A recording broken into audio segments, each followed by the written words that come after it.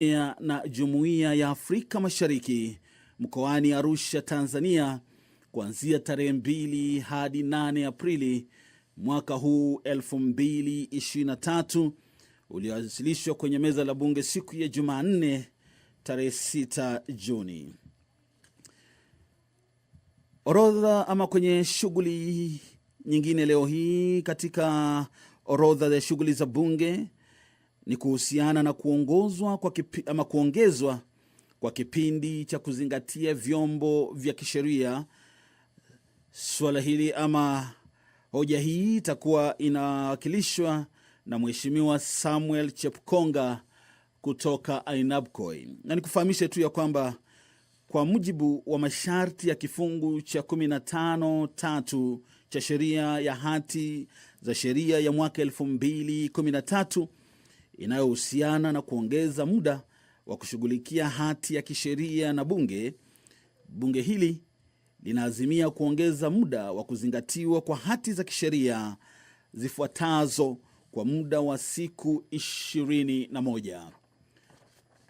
Ni kufahamisha kwamba mojawapo ni kuhusiana na kanuni za Bodi ya Kitaifa na Nafaka na Mazao, Hifadhi ya Kimkakati ya Taifa mwaka 2023 ambayo iliwekwa kwenye notisi ya kisheria nambari 25 ya mwaka 2023 kuanzia tarehe 1 Agosti, yani kuanzia hapo jana. Kwingineko pia kuna kuongezwa kwa muda kwa kanuni za vyuo vikuu mwaka 2023. Hii ni notisi ya kisheria nambari 56 mwaka 2023 ambayo itakuwa inaanza kuongezwa muda wake tarehe 17 mwezi huu wa Agosti mwaka huu 2023. Na kanuni nyingine ni kuhusiana na kanuni za upatikanaji wa taarifa mwaka 2023 ambayo vile iliwekwa kwenye notisi ya kisheria nambari 57 ya mwaka 2023, itakuwa inaongezwa kuanzia tarehe 17 Agosti mwaka huu. Kwenye orodha ya shughuli, msikilizaji, pia kuna mswada wa marekebisho ya pensheni, mswada nambari 44 wa mwaka wa 2022 ambao uliwakilishwa bungeni na Mheshimiwa Didmas Baraza kutoka eneo bunge la Kimilili, na mswada huu utakuwa unasomwa kwa mara ya pili.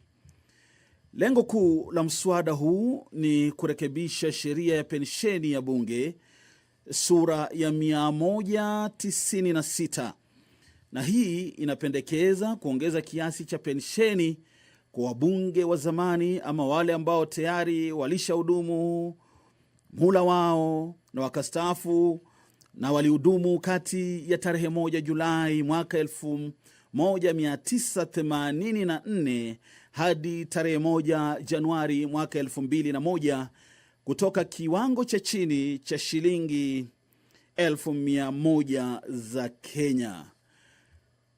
Kwenye orodha nyingine mchana wa leo ama alasiri ya leo ni kuhusiana na marekebisho ya mswada wa kitaifa wa mamlaka ya ujenzi nambari 59 wa mwaka 2022 uliotengenezwa na Mheshimiwa David Gakari wa Nakuru mjini Mashariki, ambao utakuwa unasomwa kwa mara ya pili. Ni kufahamisha ya kwamba mswada huu unalenga marekebisho hayo ambayo yatakuwa yanatafuta kutoa utambulizi kwa wanawake, vijana na vile naona kwamba tunapozidi kusonga mbele, spika wa bunge hili la kitaifa Mheshimiwa Daktari Moses Masika Wetangula anaingia katika bunge,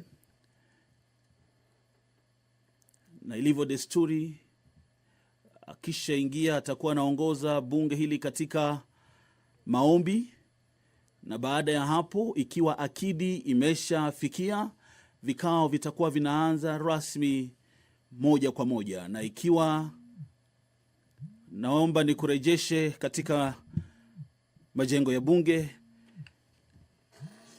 moja kwa moja. Waheshimiwa, tuombe. Ewe Mwenyezi Mungu ambaye kwa hekima na wema wako umeteua nyadhifa za viongozi na mabunge kwa ustawi wa jamii na utawala wa haki wa wanadamu, tukusihi utazame kwa neema nyingi sisi watumishi wako ambao umeridhika kutuita ili tutekeleze shughuli muhimu za jamhuri yetu.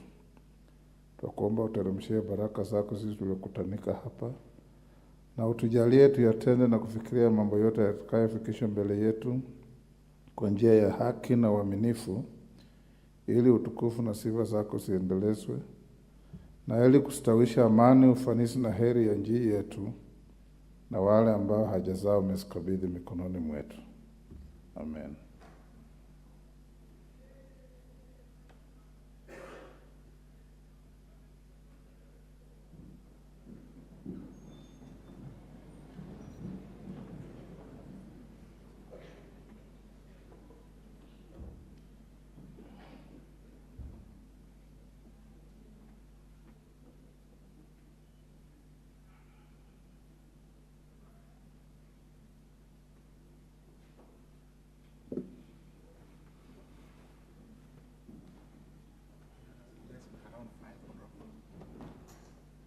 Sergeant, ring the bell.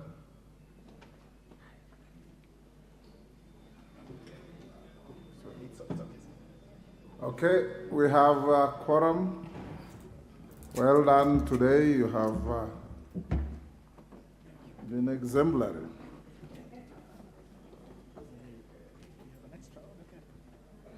Clerk.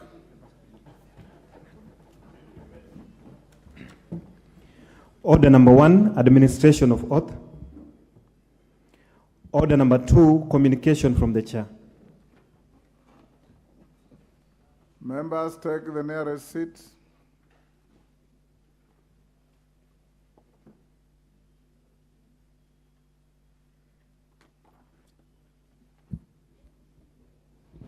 Honorable members, I've got 2 short communications to make. The first one concerns prioritization of bills before committees. Honorable members, as you recall, on Tuesday, 25th July 2023, I did notify the House on the status of business, especially the legislative proposals and bills published and awaiting consideration by committees and the House. In my communication, I indicated that at least 40 bills by individual members had been published for consideration by the House. In addition, there are 268 legislative proposals that have been sponsored by members of this House, of which 65 are undergoing pre-publication scrutiny by various committees. Honorable members, take the nearest seats.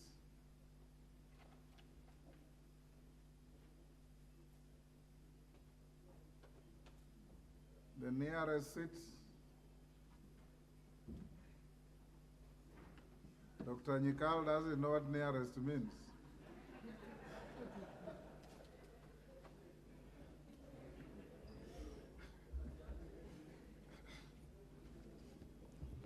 Honorable members, the House Business Committee took cognizance that understanding Order 40, which provides for the sequence of proceedings in 1 week, individual member bills are only allocated a maximum of 3 hours, which is very little time compared to the volume of bills that are from individual members. Consequently, the House Business Committee resolved to allocate time on Wednesday afternoons for the consideration of individual members' bills. The committee also resolved from time to time to request the House to either approve to hold morning sittings on Thursdays or extend its sittings to create more time for consideration of business. As you may have noticed, honorable members, from the order paper for the afternoon sitting of Wednesday, 26th July 2023, and on today's order paper, several individual members' bills have been slotted for second reading. This practice will continue for the rest of this session as the House Business Committee endeavors to facilitate members to effectively discharge their constitutional mandate.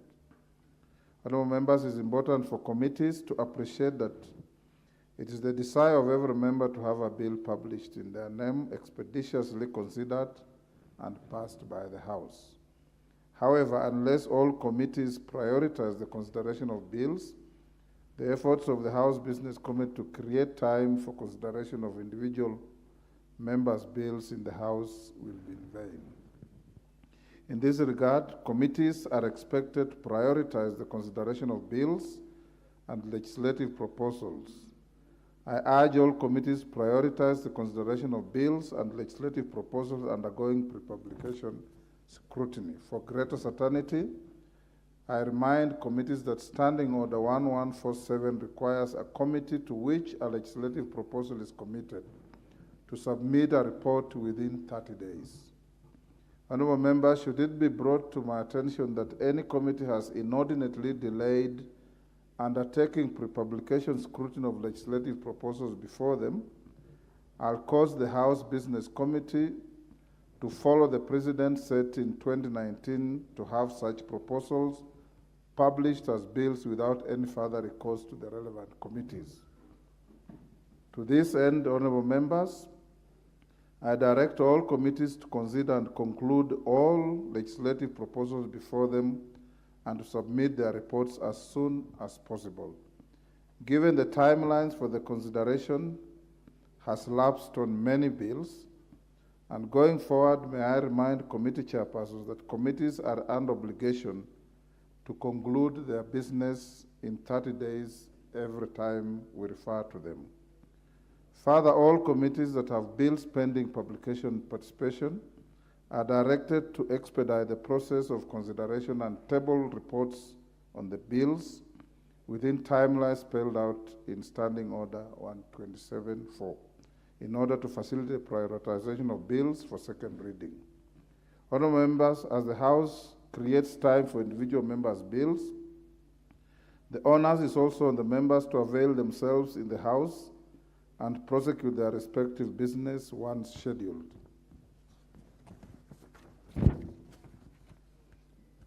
I hasten to state, honorable members, that whenever a sponsor of a bill or other business listed in the order paper is absent from the House without permission from the Speaker, such business shall stand deferred and will not be prioritized again. I say these, honorable members, because last week, 10 motions listed on the order paper were called out, and none of the 10 sponsors of those motions was in the House. This wastes our House time, and I urge all the members, starting with the leadership, majority, minority, to encourage our members who have business before the House to ensure that by the time the House starts, you are in the House. Equally important, if your matter is listed 10 down the line, you don't have to hang out there thinking that you'll come later. Other business ahead of it may collapse, and it may be reached within the shortest time possible for the business to be transacted. The second communication, honorable members. Members at the bar, take the nearest seats.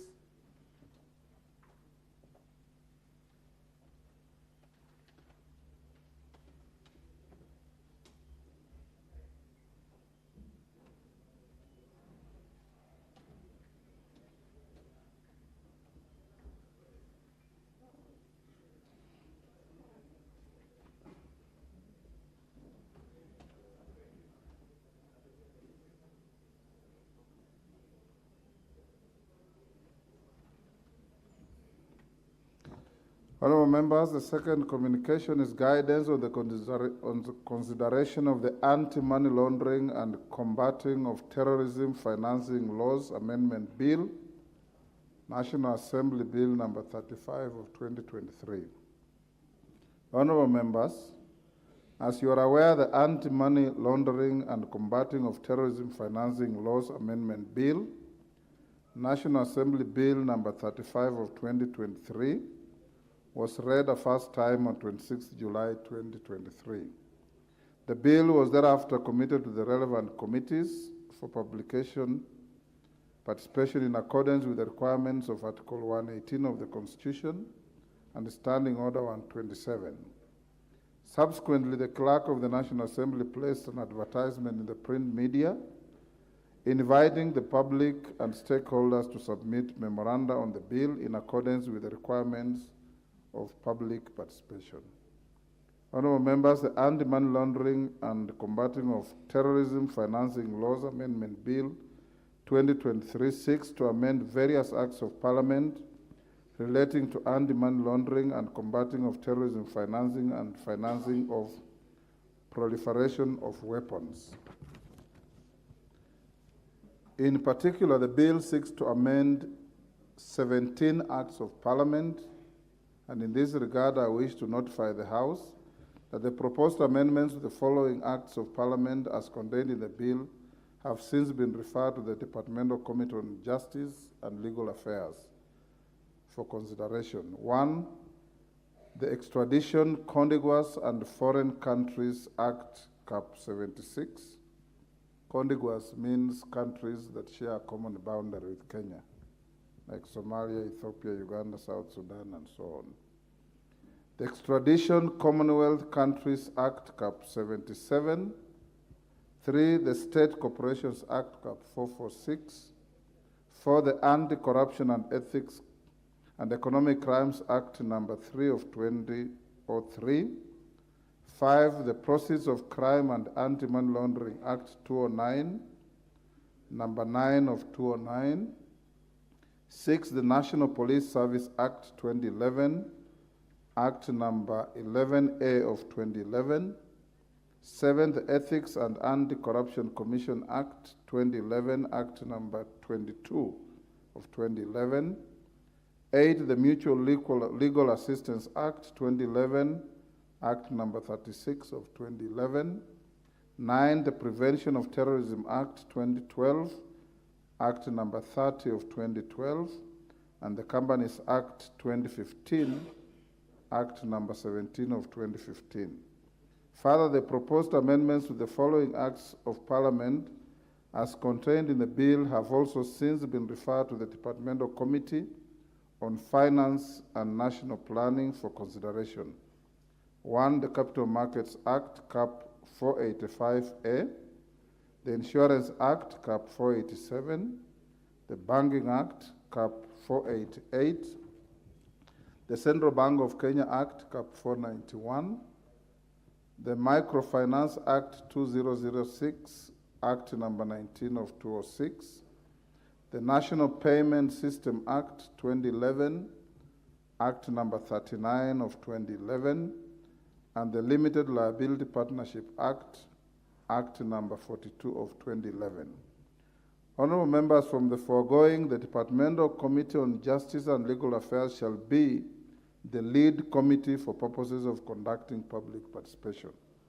In this regard, the Departmental Committee on Finance and National Planning is required to conduct public participation processes and submit its report to the Departmental Committee on Justice and Legal Affairs for consolidation.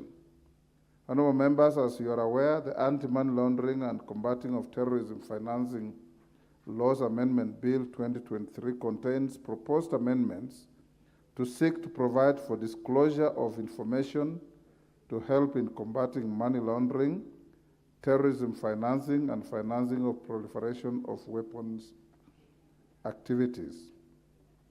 In considering the bill, the committees bear in mind the requirements of Article 24 of the Constitution on the limitation of rights and the various court decisions that have outlined the manner of application of the Bill of Rights. Honorable members, this is very important because, as you know, previously the Law Society already went to court and struck out some provisions that sought to amend the Advocates Act.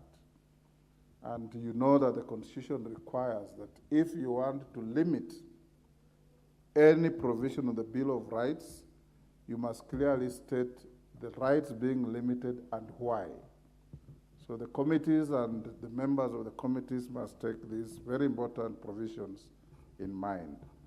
Honorable members, may I implore the two committees to prioritize the consideration of the bill and report to the House soonest. Given that the bill is also informed by various international obligations which require the country to have in place a robust legal framework to combat money laundering, financing of terrorism, and proliferation of weapons, the House must move expeditiously to conclude on the matter. The House is accordingly guided. Thank you. Next order. Yes, Majority Leader Deputy. Thank you, Honorable Speaker. Honorable Speaker, I want to commend you, especially on the first issue of private members' bills. If you allow me, a lot of the time members prepare bills and they send them to committees, and they journey for 4 years. 4 years that bill is being tossed from one committee to the other.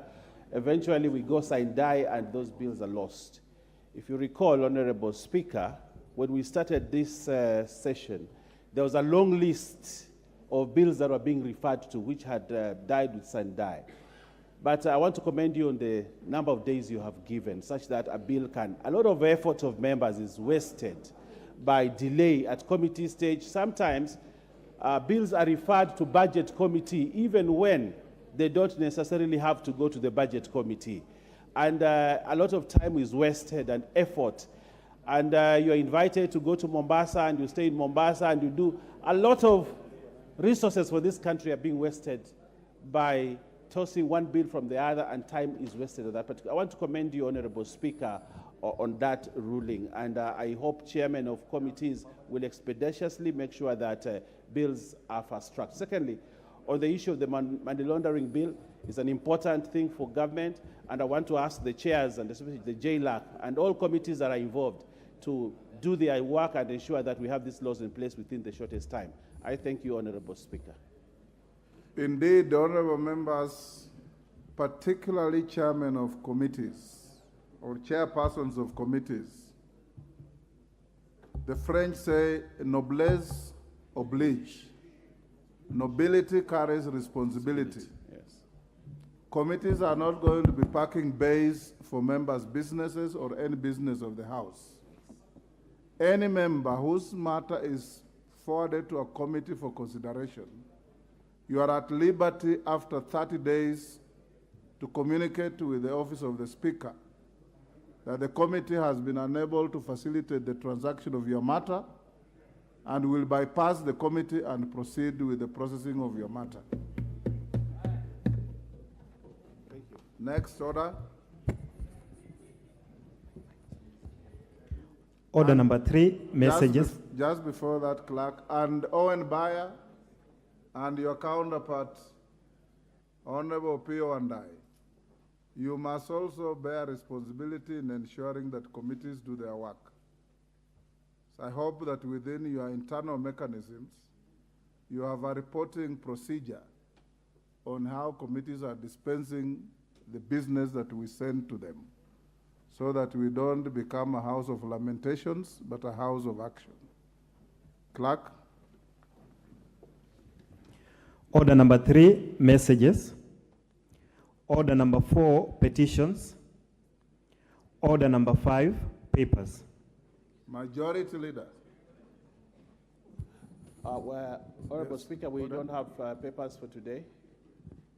We don't have papers for today. You have no papers today. Chairperson, Public Petitions Committee. Thank you, Mr. Speaker. I beg to lay, Mr. Speaker, I beg to lay the following papers on the table of the House today, Wednesday, 2nd August 2023. Report of the Public Petitions Committee on its consideration of the following petitions. Public Petition number 1 of 2022 by the Honorable Julius Kiplengtich Ruto, MP, regarding safeguarding the economic and social welfare of communities living next to forests, and Public Petition number 8 of 2022 by Pastor Ochieng Ondido regarding EACC investigation on West Kano irrigation scheme. Honorable Speaker, I beg to lay. Thank you, Honorable Mbai. Honorable Atandi, is that the matter that you wanted to make an intervention? Thank you. Honorable Speaker, thank you very much for giving me the opportunity. Honorable Speaker, I brought a petition before this House a while back, and the Petitions Committee has submitted their report. But Honorable Speaker, on going through the report, I've established that the recommendations of the report does not agree with the prayers that were made by the petitioners. For example, Honorable Speaker, one of the prayers which was laid before the House was that Parliament finds the CEO of Cyton Investment Management PLC as responsible for the management and secures the timely refund of investors' deposits money. Honorable Speaker, when you look at the report, the committee has rightfully observed that this gentleman called Dande was responsible for the mess and should actually be investigated. But Honorable Speaker, on their recommendation, they have failed to make this as a recommendation. And therefore, Honorable Speaker, I find that the report does not help us and does not help the petitioners. The report looks like, something which is a cover-up. And Chairman, Honorable Speaker, I want you to find, understanding Order 1, that this report needs to be redrafted or redone so that it meets the expectations of the petitioners. Honorable Speaker, understanding Order 1, I believe you have the power to do this, and so that we can be able, as a House, to help Kenyans to find justice on this House. When Kenyans present petitions before this House, they do so with the hope and the faith that this House is the ultimate House that will give them justice. But if this House cannot give Kenyans justice, Honorable Speaker, then this House should just be disbanded, Honorable Speaker. Honorable Speaker, I seek for your guidance. Thank you. Thank you, Honorable Atande. Perhaps, yes, Honorable Yusuf of Kamkunji. Thank you, Ordinarily, we don't debate reports of petitions when they come here. Mr. Speaker, I also have an issue with the petition. Yes. Twice I have brought a petition on behalf of Swahili enthusiasts for the formation of the National Council of Kiswahili. I recall that. Baraza hilo. And twice it has died in the process because it was not taken forward by the respective committee. And the National Kiswahili Council was fully supported by this House. It's a very popular decision. It has been passed also by Cabinet. And I am lost for words because I don't know what else to do. If we have brought it twice here, in both occasions it was time barred because the respective petition committee, the committee dealing with it, did not take it forward in a timely manner. I was wondering what you would be advising in terms of saving that particular situation. Thank you, Mr. Speaker. Nimrod Mbai, what is the fate of the petition on the Kiswahili Commission?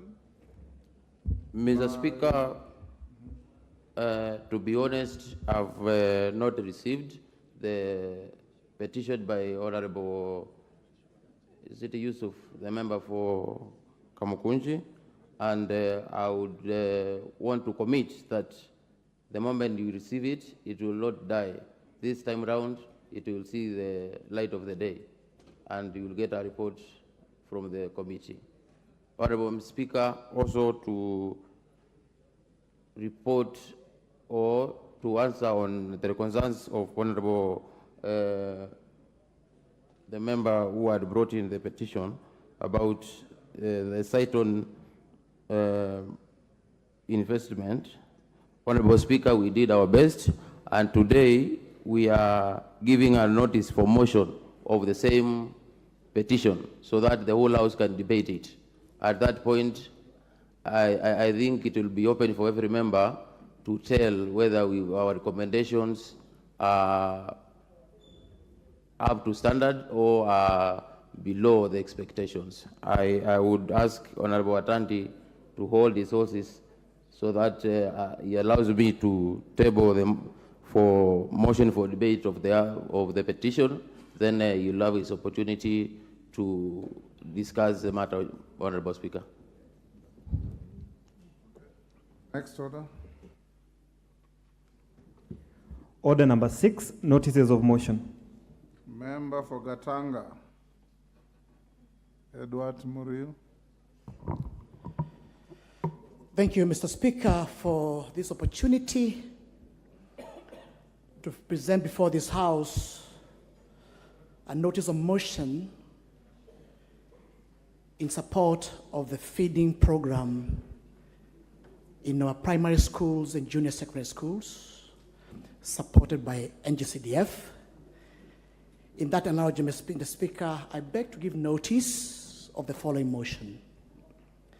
That aware that Article 43(1)(f) of the Constitution, as read together with Article 53(1)(b), entitles every child to free, quality, and compulsory basic education. Cognizant of the fact that access to funding for education immensely contributes to the realization of universal access to basic education in the country.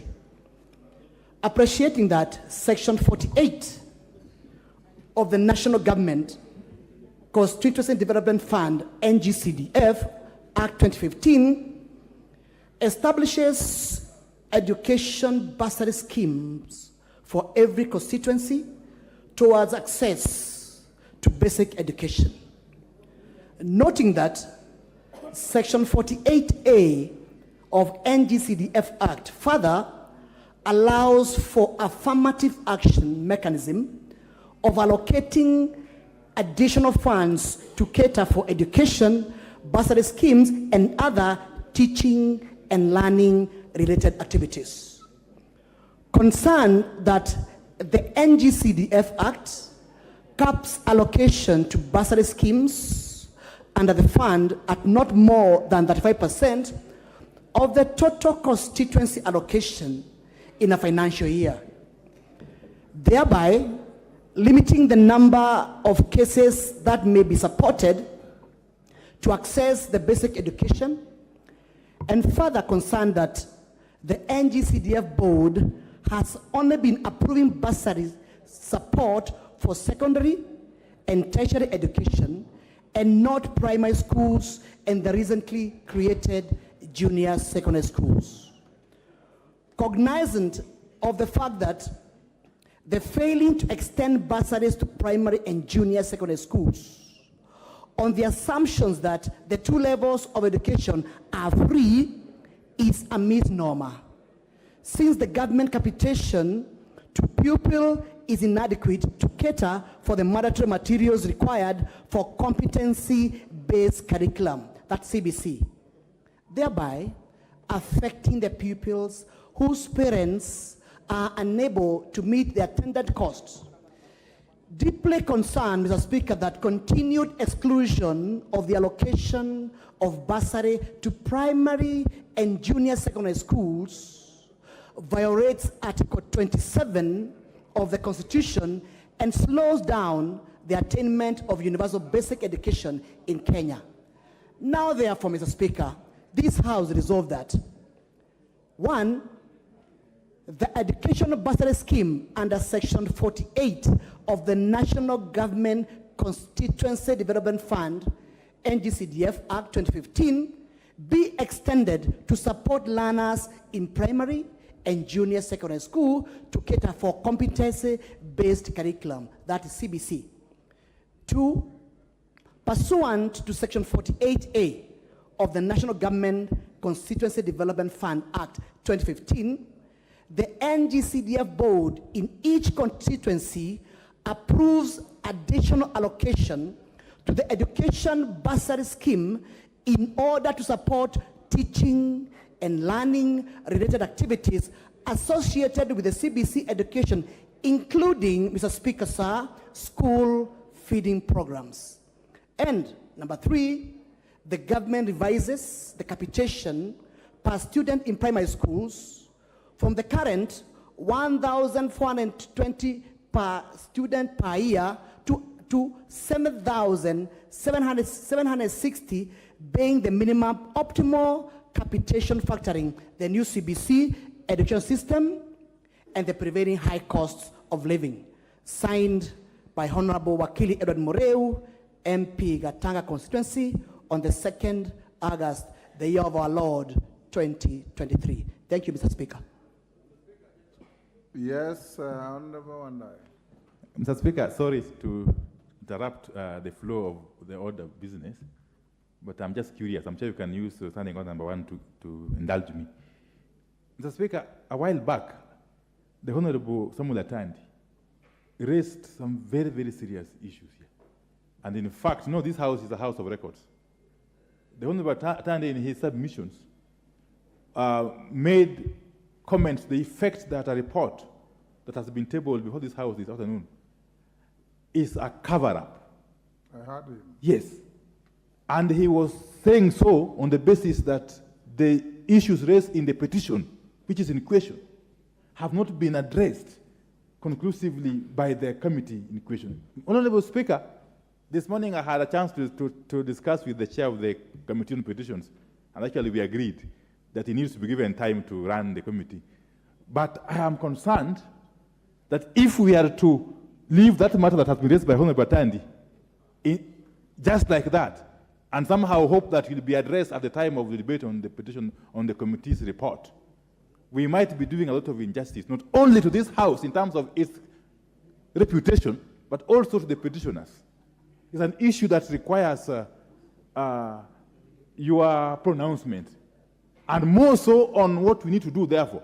If, for instance, a petition comes before this house, and it goes to the Committee on Public Petitions, and the committee, of course, in its wisdom, makes consideration and brings a report before this house, and it is debated, is there room really for this house at the plenary stage to make any amendments to such a report without the full knowledge and benefit of interacting with the petitioners and indeed the petition itself? So I would want you to make a ruling on those two aspects. One, on the grave matter which has been raised by Honorable Atandi, which is it's in the record, it's in the Hansard, that a report of a committee of this house is a cover-up. We would want to know the nature of this cover-up. That has to be made very clear. I would have wanted you to perhaps indulge Honorable Atandi to explain further how the committee is getting involved in doing cover-ups. How would a committee of parliament undertake cover-ups on a matter as serious as a petition brought before it by a member of the public, Mr. Speaker? It's an issue we need to dispense with before we can proceed to the next order.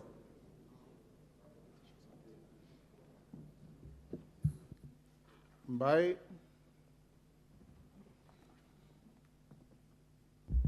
Thank you, Mr. Speaker. Mr. Speaker, I would want to say this. When the committee receives any petition, there is the petitioner and there is the other stakeholders involved in the petition. Maybe the witnesses or the person the petitioner is accusing. Mr. Speaker, even in the courts of law, you can take a case before a judge, and a judge may not give a ruling which does not satisfy you. That does not give you the reason or an opportunity to say that was a cover-up. Mr. Speaker, we listened to several shareholders, or to several shareholders.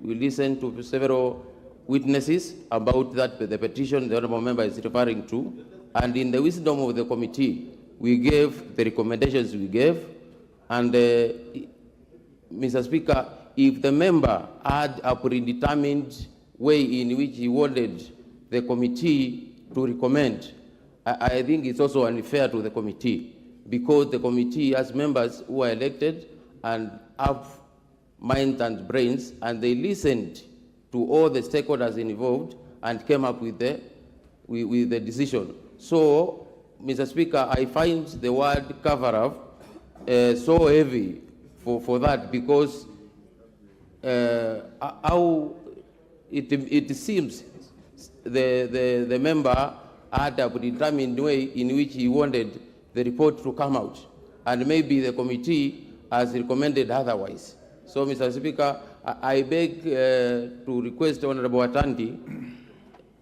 to wait to hold his horses because we are going now to lay the same report for debate by the House. The House by then will make a decision or will decide whether there was a cover-up of the issues involved or whether the committee did a good job. But it is very unfair, Mr. Speaker, to say there is cover-up because the committee has not recommended in your predetermined manner. Thank you, Mr. Speaker.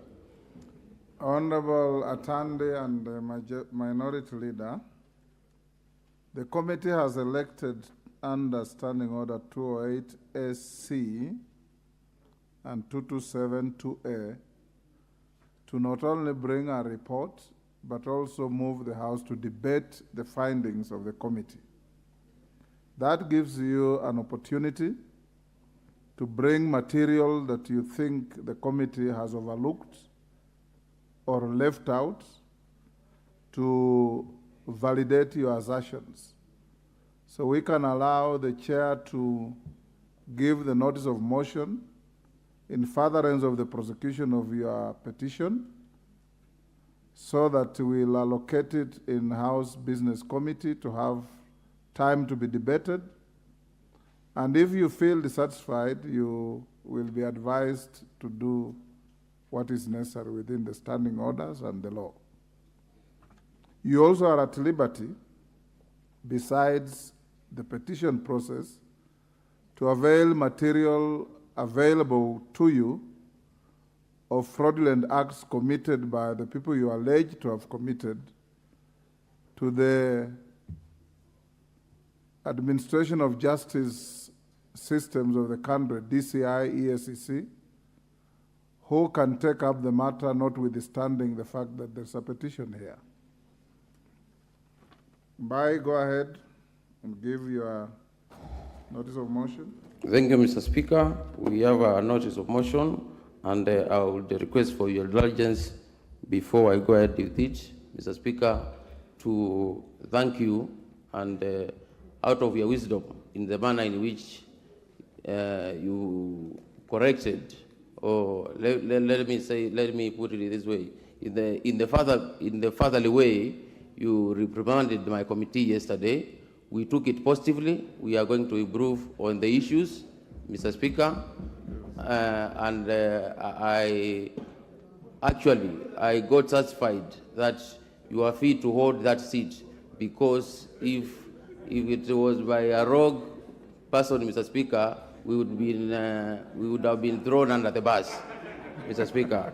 Secondly, I would also want to appreciate my elder brothers, the Honorable Opio and I, and the Honorable Ishungwa, for being lenient to my committee and myself with the young political career I have, Mr. Speaker. It would have been very dangerous for me moving ahead. So thank you so much, Mr. Speaker. And with that, Mr. Speaker, I would not want to give excuses before the House. I would want to respond through output, through action, processing petitions within time and giving reports within time. Mr. Speaker, in relation to absence, this is my seat from today. Anytime you enter the room and you don't find me seated here, Mr. Speaker, just know either I'm out of the country or I'm admitted in an hospital somewhere. Thank you, Mr. Speaker, for that. Now, Mr. Speaker, Honorable Nguna adds a third reason for you not being there, that you'll probably be boxing somebody.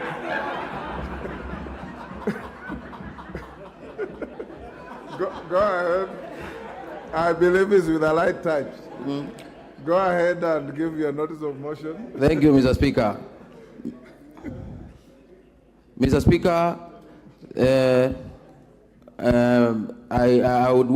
I beg to give a notice of the following motion: that this House adopts the report of the Public Petition Committee on its consideration of a public petition number 7 of 2022 regarding probable loss of investments in certain high-yield solutions platform laid on the table of the House on Thursday, 14th May 2023.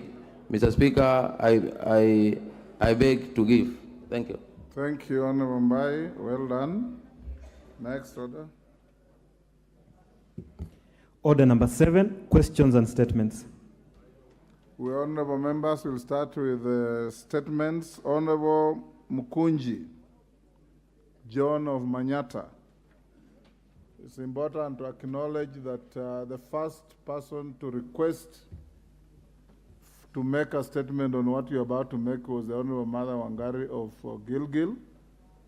She's not here, and you may proceed to make your statement, which is identical to what she wanted. Thank you, Honorable Speaker. I stand to lay a general statement on the biometric data collection by WorldCoin. What? I'm told the mic is not working. Okay. Yeah, move to the next. Thank you, Honorable Speaker. Honorable Speaker, pursuant to Standing Order 43, Section 1, I wish to make a statement on the ongoing biometric data collection by WorldCoin. Honorable Speaker, WorldCoin, a blockchain company, recently launched their iris for tokens in Kenya, offering free cryptocurrency tokens on participants upon registration and scanning of their irises in various locations in Nairobi, including the Kenya International Conference Center, KICC. Honorable Speaker, whereas the Office of the Data Protection Commissioner issued a cautionary statement to Kenyans regarding the ongoing biometric data collection by this company, the registration process has peaked, causing concern on the purpose of the data collection. There are fears that the data may be used for purposes other than the declared intent by the blockchain company. In addition, the USA banned the WorldCoin from collecting data from its citizens, despite the founder of WorldCoin, Honorable Speaker, Sam Altam, being a US citizen. Honorable Speaker, the Office of the Data Protection Commission is mandated by law to register all data controllers and processors collecting personal data for the provision of financial services. With the world embracing artificial intelligence, the biometric data collected poses a risk on the protection and privacy of the participants if not monitored. In addition, there have been recent cases of cyber attacks in the country, thereby posing greater risk in the management of the data. This data collection exercise is, in my own opinion, a threat to the national security. Honorable Speaker, it is against this background that I seek statement from the Cabinet Secretary, Interior and Coordination of National Government, and the Cabinet Secretary, Ministry of Information, Communication and the Digital Economy, through the Leader of Majority, on the following issue, Honorable Speaker. Number one, given that the Ministry of Interior and the Data Commissioner has cast doubt on the safety of the data collection by WorldCoin, could the ministry provide the steps that the government is taking to ensure control of data access, collection, and storage, especially by foreign entities? Number two, Honorable Speaker, who authorized the biometric data collection by WorldCoin, and were the correct procedures followed, Honorable Speaker? Number three, Honorable Speaker, what are the safety guarantees that the government is making to ensure that the data will be exclusively used for the intended purpose and the citizens will not suffer or get any loss? Number four, Honorable Speaker, has the government established the ultimate objective of this exercise? For what purpose will the data collected be used? Honorable Speaker, were there prior public participation to inform the public of the risk involved in the exercise? Honorable Speaker, number 6, what is the source of the money being paid to participants and who stands to benefit from the exercise, Honorable Speaker? And Honorable Speaker, I know members who have passed through Kenya KICC, especially yesterday, saw the big line of young people that was there when the young people were going to collect the 7,000 said to be collected, to get collected when you give your biodata. And Honorable Speaker, I'm raising this as the newly elected chairman, Kenya Young Parliamentarian, because many young people are suffering from the issue of conmanship, and this country requires to step up its game on those issues, Honorable Speaker. The issue of selling of data that includes the data of Facebook, Twitter, can be used and can be used to even do what we call identity theft and have people lose their finances and everything. Honorable Speaker, I seek to beg a statement, Honorable Speaker. Thank you very much. Honorable Speaker, I also want to recognize while Mother Wangari was part of this statement, also Wakili Maina, Njeri Maina, was also an interested party in this. Thank you, Honorable Speaker, and I wish to request you to give us some minutes. Thank you. Minority Leader on the same issue. Go ahead. Usually I don't like interrupting. Mr. Speaker, the issue I'm rising to on the issue raised by the Honorable Chairperson of the Young Parliamentarians. Mr. Speaker,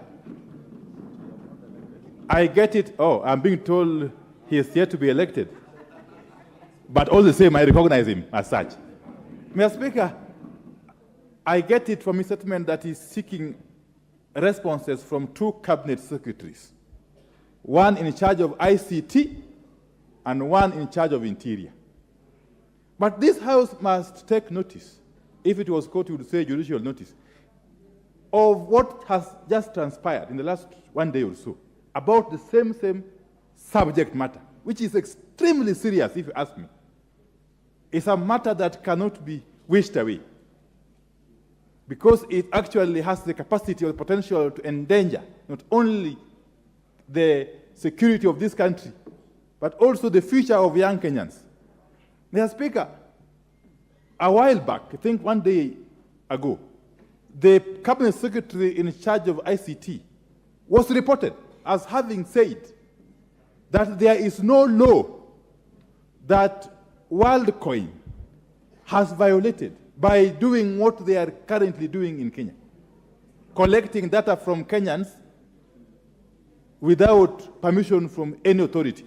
2, today, the Cabinet Secretary in charge of Interior has been reported as saying that the actions by WorldCoin are questionable, and therefore investigations are being undertaken. So therefore, if we come here again and ask for responses from the 2 cabinet secretaries who appear to be at cross purposes, speaking at cross purposes, to be having different positions on this single issue, which is of greatest concern to Kenyans, then what are we doing? In my view, this is an issue that therefore doesn't require any further statement from either of those 2 cabinet secretaries. As a House, we just need to undertake a very thorough and expeditious investigation, and summon everybody else who could be responsible or be involved in these nefarious activities, Mr. Speaker. I need your direction, because if we take the line we are being pushed to take of seeking for some statements or answers from 2 cabinet secretaries who have already differed, they have already fundamentally differed. The Honorable Professor Kindiki Kiture and the other one is called who? Oalo. Kindiki Kiture and Oalo have already differed on the matter of WorldCoin. So who do we believe? Who will the public believe? Is it Kindiki Kithure or Eliud Owalo? Who? Neither. If we shall believe neither of the two, then it behoves the appointing authority of those two gentlemen to then give us a response to this issue. Because it's a very, very serious matter, Mr. Speaker. It can't just be treated in the light manner it is being treated. I'm on a point of order, Honorable Wakili. Just be patient. Yes, it is important that at every single moment, the country is made aware of the position of government, because government can only be one. Whether we recognize it or not, government can only be one. And there's no single day that a government positions can be contradictory. A government cannot have two contradictory positions on a single issue, and as serious as this one. So before the settlement, the question goes to whoever is supposed to go to, we need to be told what is the position of government, even before we attempt to do what we are trying to do now. Thank you, Mr. Speaker. And I want to applaud the questioner, the chairman of the young parliamentarians. Mr. Speaker, sometimes I wish I was younger. But age has caught up with me. Thank you, Mr. Speaker. You squandered your youth. Moreo. Mr. Speaker, sir,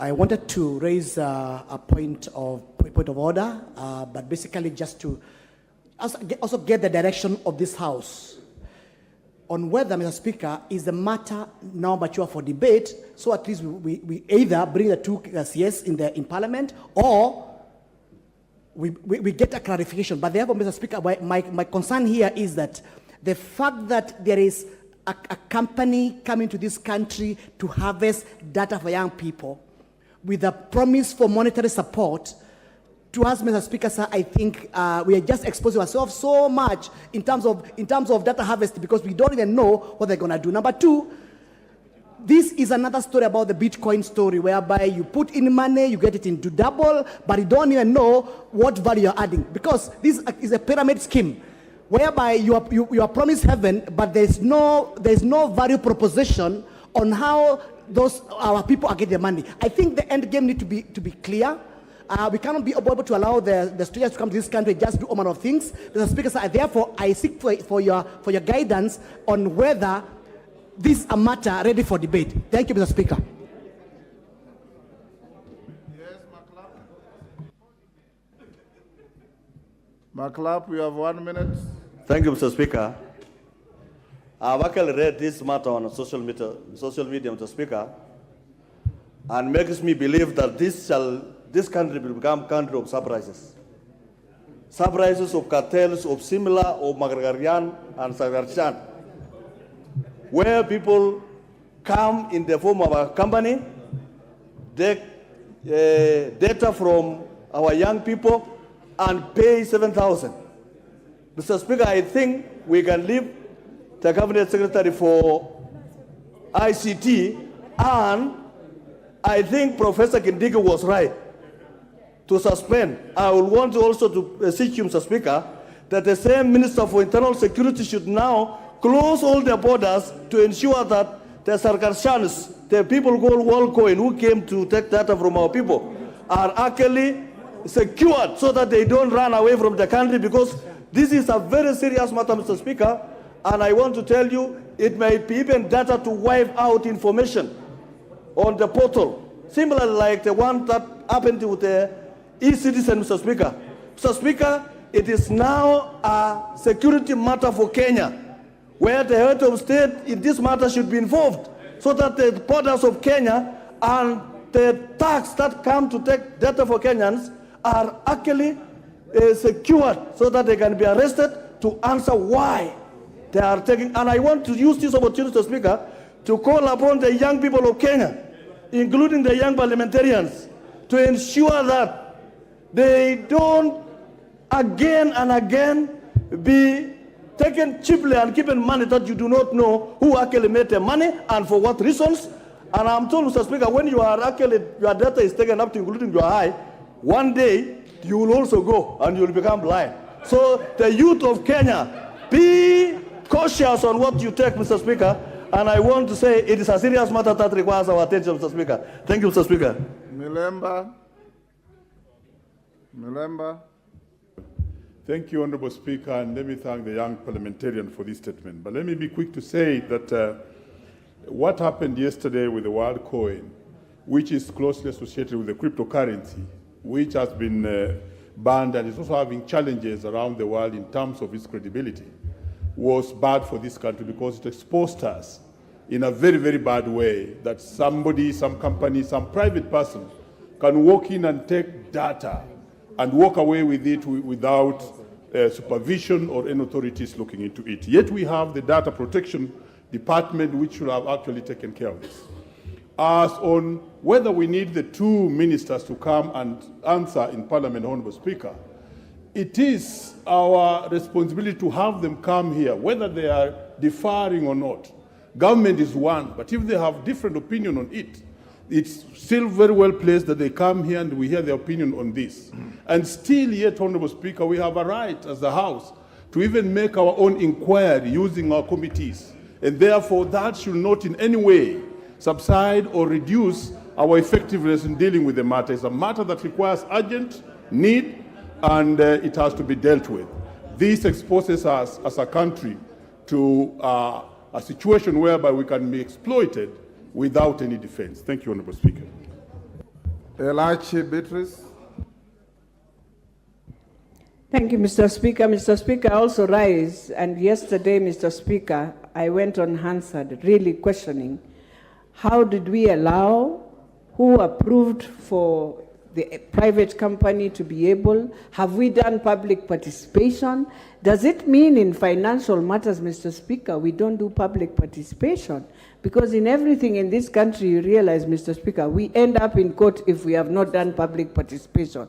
So how did we, and who are these officers who approved? And this is not just at KICC. These guys are in all the hubs. At the hub in Karen, Mr. Speaker, we have a team there collecting. We have a team in every of the malls that you see, Mr. Speaker. Our young people were there and their data were being taken. Mr. Speaker, as much as we are talking of Shakahola, we will get another Shakahola in this one now. A Shakahola that we don't know, of young people who have no idea why they are being given money, who have no idea after they have received the money, the $65, you cannot withdraw, you cannot do anything with it, Mr. Speaker, yet already you have received. So, Mr. Speaker, if somebody has come to collect data in Kenya so that he can go around the world saying, I have numbers, people have joined in, the way we were doing Bitcoin and the rest, I think it is very wrong. And before anything, we want even the government to just tell us, who are these people? Who are they? And their names, where they've come from, the country, and why is it they are not doing it in their country, but they can come and do it in a third world country called Kenya. Thank you, Mr. Speaker. Last on that, Jerry.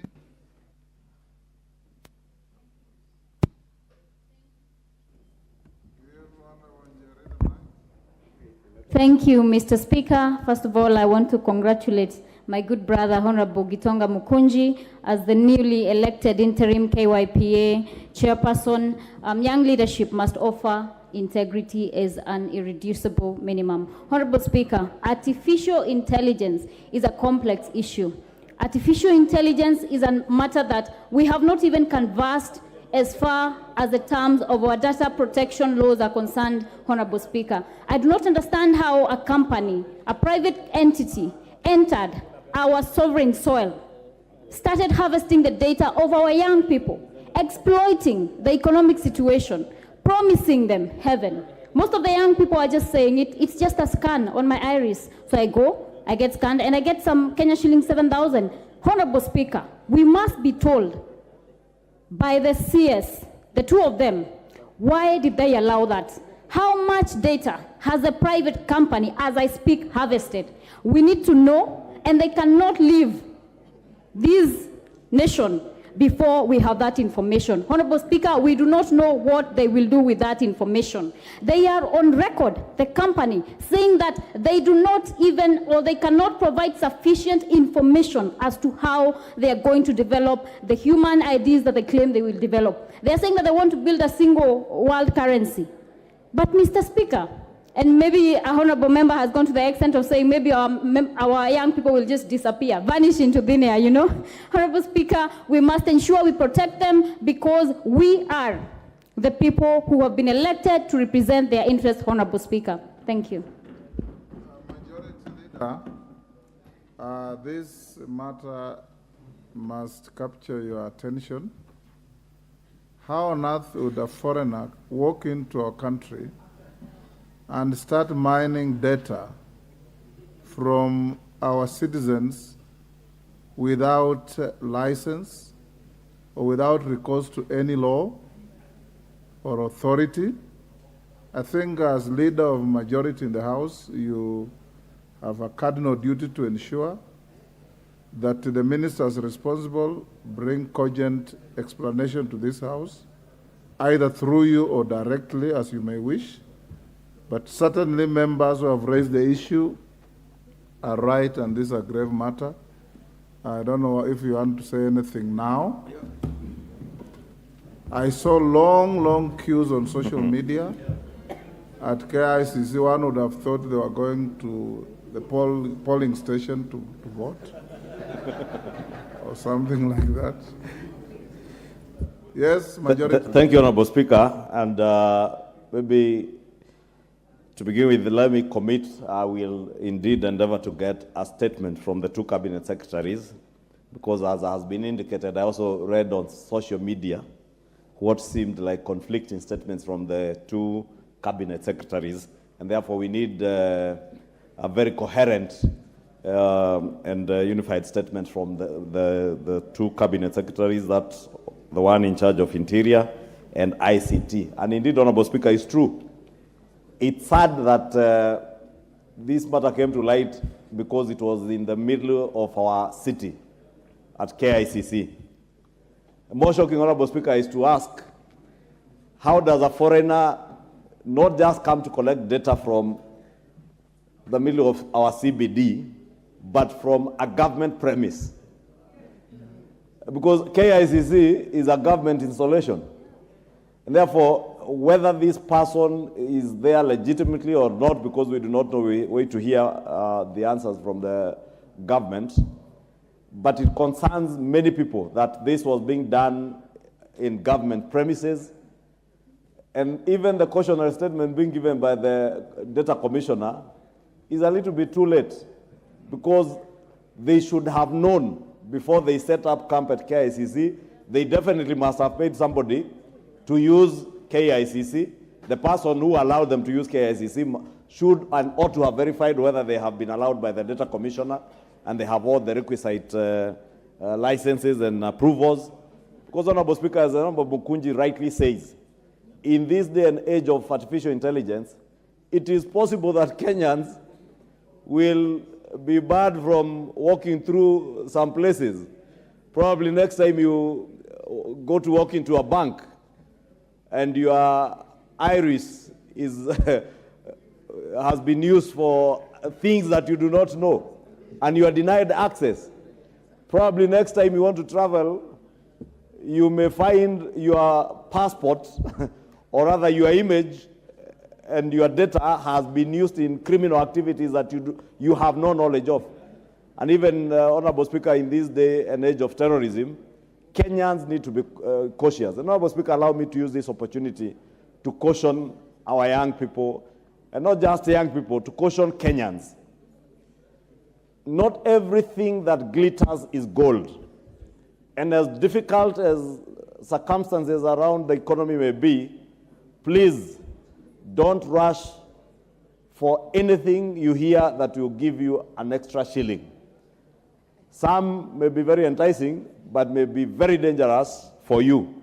And I'm not saying this one is dangerous because I do not know, Honorable Speaker. I will wait to hear from government, and I want to believe that especially the Ministry of Interior has taken all cautionary measures including the National Intelligence Service, to establish who these people are.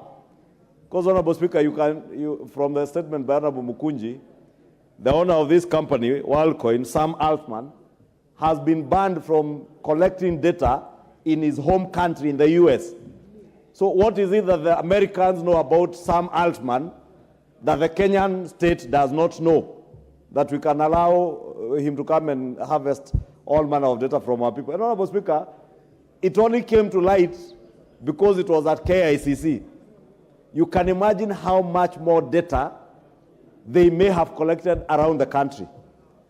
When the matter came up and it was in the news last night, I saw in WhatsApp groups in my constituency that in a village, a remote village called Lusigeti in Deya, they were there collecting data.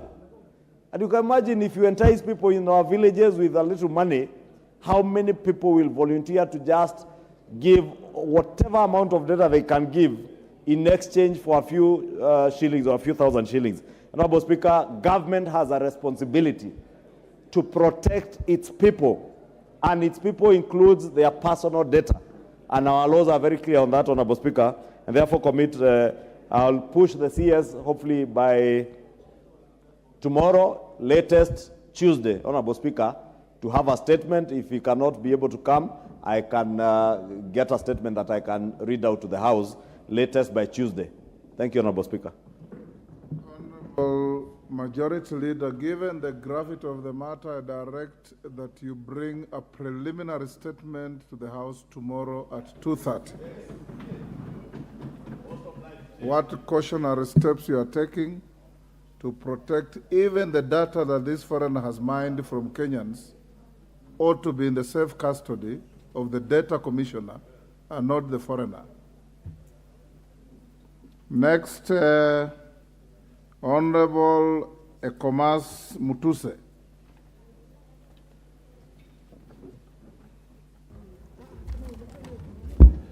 Thank you, Mr. Speaker. I rise to give a procedural statement on the progress on the consideration of the Conflict of Interest Bill, National Assembly Bill number 12 of 2023, and request for extension of time by the Departmental Committee on Justice and Legal Affairs. Honorable Speaker, Standing Order number 127, subsection 4, requires that the chairperson of a committee to which a bill has been committed to report to the House within 30 days on its consideration of a bill that is committed to the committee. Honorable Speaker, the Conflict of Interest Bill was read a first time on the 6th of June 2023 and was committed to the Departmental Committee on Justice and Legal Affairs. The bill seeks to repeal the Public Officers Ethics Act of 2003 and amend certain provisions of the Anti-Corruption and Economic Crimes Act of 2002, the Ethics and Anti-Corruption Commission Act of 2011, the Leadership and Integrity Act of 2012, and the Public Procurement and Disposal Act of 2015. Honorable Speaker, the bill also introduces a new paradigm and approach to public service integrity and ethical issues, which will affect all public and state officers, including the manner in which members of this House will conduct their affairs once the bill is enacted into law. It is for this reason that the committee is of the view that more time is required to look into the fundamental issues that are contained in the bill. For the record, Honorable Speaker, I wish to report that pursuant to Standing Order number 127.5, that the committee has already conducted public participation in accordance with Article 118, Sub-Article 1B of the Constitution as read together with Standing Order number 127.3 and Standing Order number 3A of our standing orders. However, a number of justice sector institutions and members of the public have not yet presented their views. Additionally, serious issues of concern were raised during public participation and stakeholder engagements on the bill requiring further deliberations. There is also a need to review and consider expert opinion as well as comparative studies from comparable jurisdictions. In view of the foregoing, and bearing in mind the matters provided for in the bill, further considerations, consultations, and public participation is required to ensure that we come up with a robust legal framework and for public service integrity. Honorable Speaker, from the foregoing, and pursuant to Standing Order number 127.5, the committee reports this progress on its consideration of the bill and requests the indulgence of the House through the House Business Committee for additional 90 days to conclude the deliberations and table a report.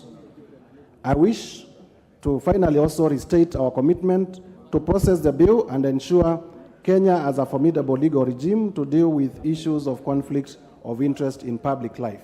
I thank you, Mr. Speaker. Honorable Mutusa, you have done the right thing, but 90 days luxury is not available to you. You are supposed to have finished your work in 30 days. I'll give you an additional 2 weeks to finish your work and bring the report. You cannot exhaust your 30 days and come here and ask triple the period required under the law.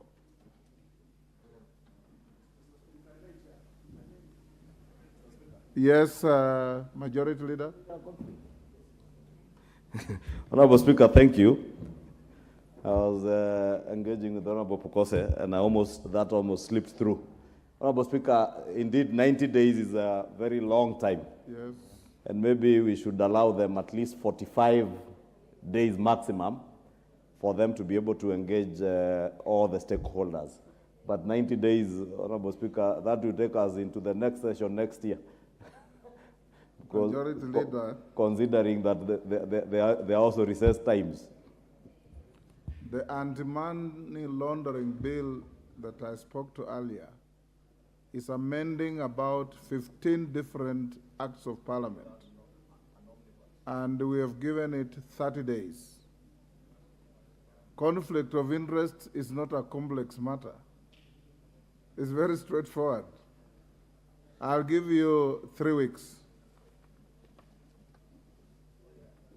Yes, Mutuse. Give him the mic. Mr. Speaker, thank you very much for your consideration to extend the time. We indeed are obliged to go by your directions and would consider, we wish you to consider that already the committee is considering many others, including the ones that you have given us. Number two, we had a discussion in the committee and we've tabled, we have already engaged some of the stakeholders, and some of them had indicated that the availability is beyond the 3 weeks that you have given us. So, Mr. Speaker, if we could have in between, you give us 30 days, an additional 30 days, so that we can also do justice to the bill. Okay, you'll have 30 days, but make sure at the end of the 30 days you don't ask for any more extension. But I allowed you for coming back to the House to ask for extension. There are many committees whose business has lapsed the 30 days and the chairpersons and chairmen don't bother to come back to the House. Majority Leader will now go to question time. Oh, sorry. We have order number 8 and 9 to put questions. Before that, honorable members, we have the following schools in the public and speakers gallery. Baritabwa Primary School from Baringo North, Baringo. St. John Fisher's Mbuinjeru Secondary School from Runyenjes, Embu. Musukini Primary School from Mwingi Central, Kitui. Nyamondo Secondary School from South Mugirango, Kisii. Next order. Order number 8, motion. Report on the United Nations Convention Against Corruption and the Global Parliamentarian Against Corruption meeting. Question to be put. Honorable members, order.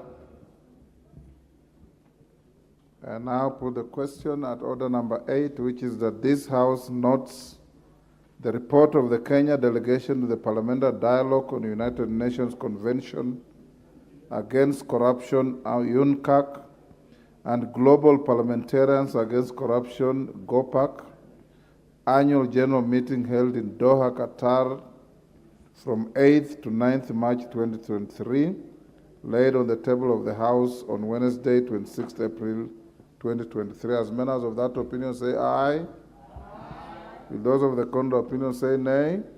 The ayes have it. Next order. Order number 9, motion. Report on a visit to semi-autonomous institution of the East African Community. Question to be put. Order, honorable members. We now put the question at order number 9, which is that this House adopts the report of the Select Committee on Regional Integration on its visit to semi-autonomous institutions of the East African Community in Arusha, Tanzania, from 2nd to 8th April 2023, laid on the table of the House on Tuesday, 6th June 2023. As members of that opinion say aye. Will those of the contrary opinion say nay? The ayes have it. Is the Honorable Chepkonga in the House? Honorable Chepkonga, we'll call out order number 10. I'll give you 5 minutes to prosecute it so that we go to questions. Order number 10, motion. Extension of period of consideration of certain statutory instruments.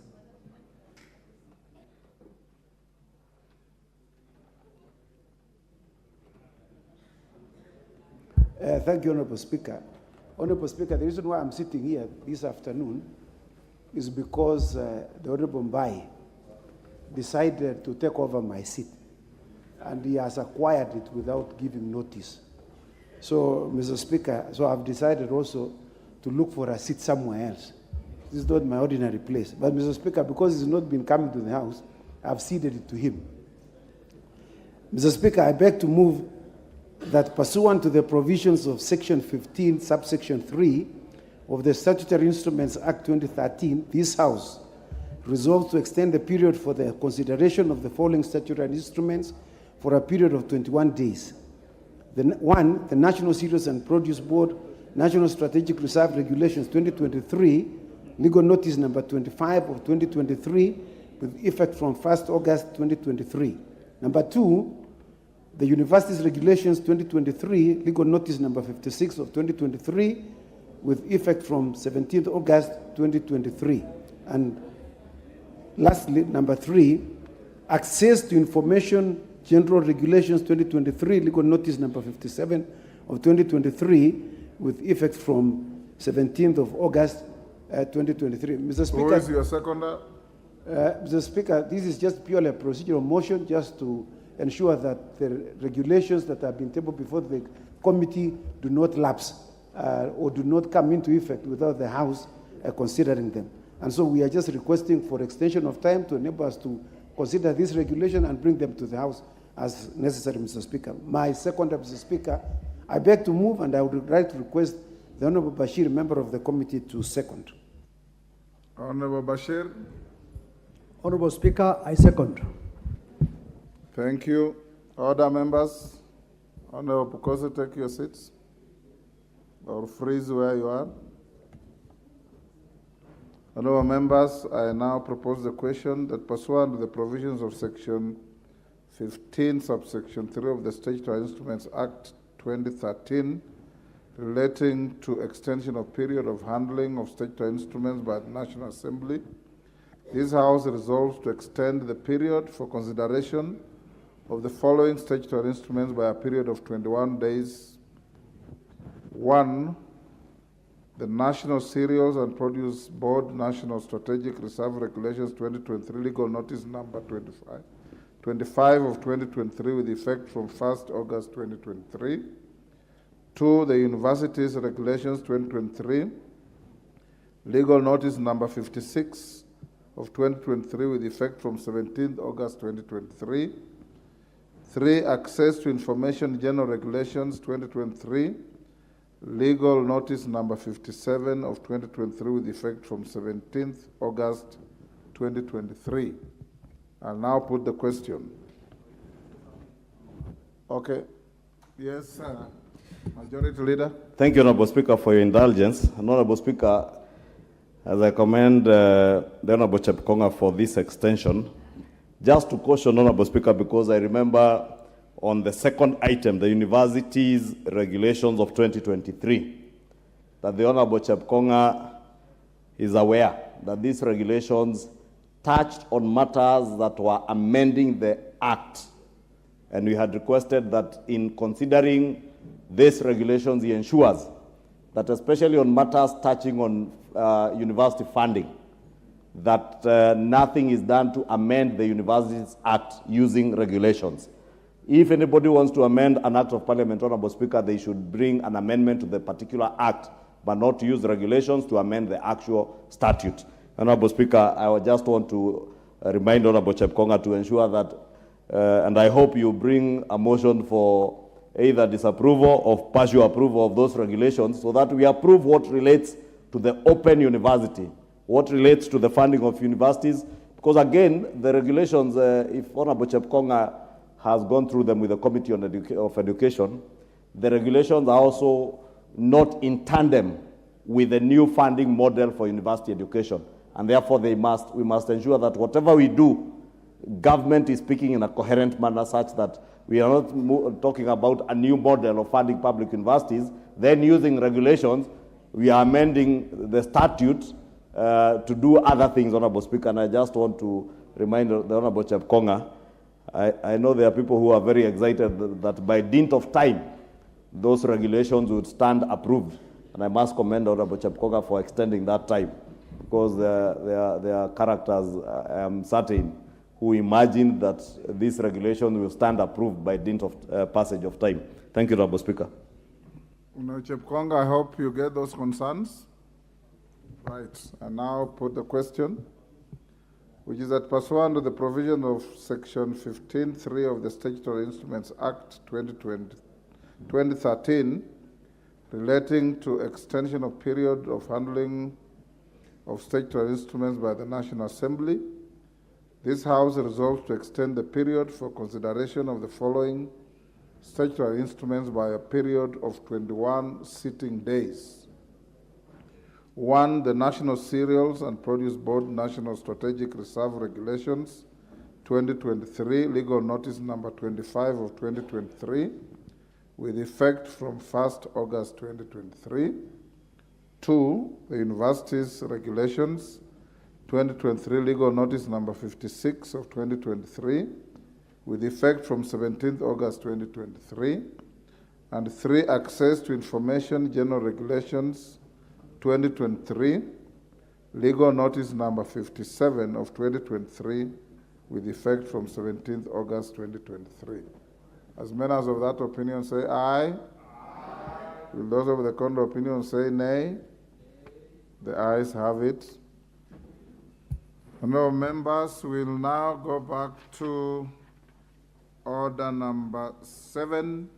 We've disposed of statements. We now come to questions. The first minister to appear this afternoon is the minister, the cabinet secretary responsible for agriculture and livestock development. Can the minister, yes, Osoro? Sorry, Honorable Speaker, I seek your indulgence to appreciate the students that have visited Parliament today, and in particular, the students from South Mogrango, Mr. Speaker, and particularly Nyamondo Secondary School. Mr. Speaker, I felt it wise to appreciate them formally in the floor because that is a school that is found within the remote areas of my constituency, and finding their way to Parliament, Mr. Speaker, is quite motivating. And this reminds me that I first visited this house when you were sitting in the benches as a student, as a primary school student, and I sat in the public gallery. So that actually shows that anything is possible. That today, the students that have visited us today from South Mogrango, tomorrow, one of them could be taking their position even on my seat here where I sit. So, Honorable Speaker, that is what I wanted to say and appreciate them. Thank you very much. Thank you, Minister. Cabinet Secretary for Agriculture. Order, member from Horoni. Order. Honorable Koyo, this is not part of Horoni constituency, is it? Thank you. Honorable Cabinet Secretary for Agriculture and Livestock, Honorable LINTURI, welcome to Parliament. This is a place you are familiar with. You have been a member of this House. This afternoon you will answer questions listed by members to you.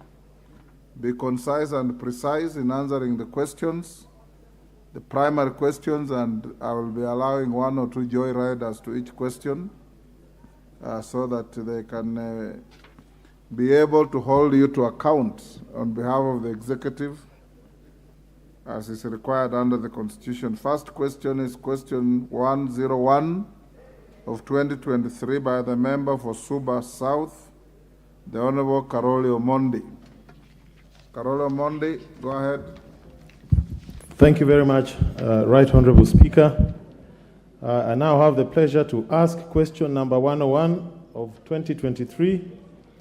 Could the Cabinet Secretary explain the measures in place to address the re-emergence of animal diseases that were put under control in the country, such as anthrax, East Coast fever, contagious bovine pleuropneumonia, and trypanosomiasis, and the policy measures to eradicate them?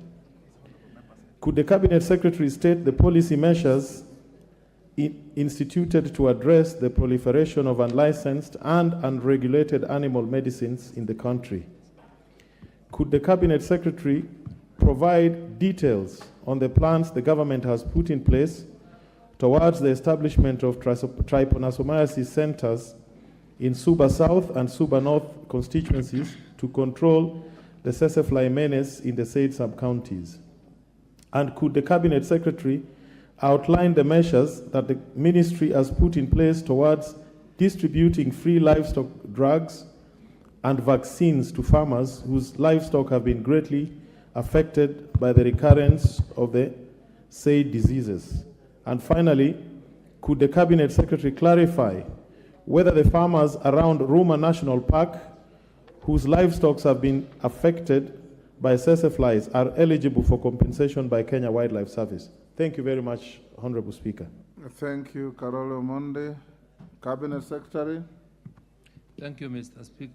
Thank you, Mr. Speaker, for this opportunity. Mr. Speaker, if you may allow me, we are happy as a ministry to subject ourselves to the authority of this House, the representatives of the people of Kenya, to answer questions or matters that regard to our ministry.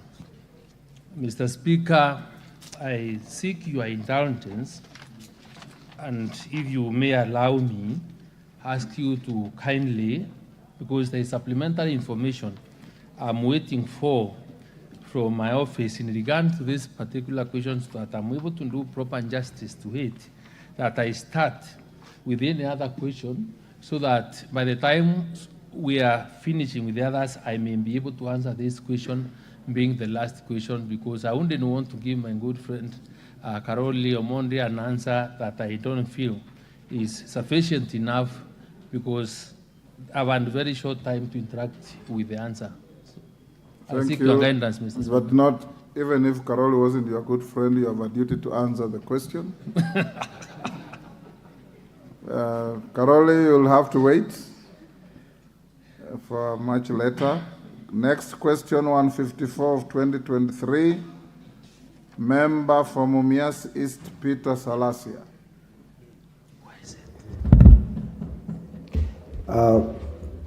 Mr. Speaker, I have a question to ask to the Cabinet Secretary to outline the steps that the government is taking to support local companies to produce and supply BT cotton seeds to farmers in order to mitigate the high prices associated with the monopoly of supply by a single source.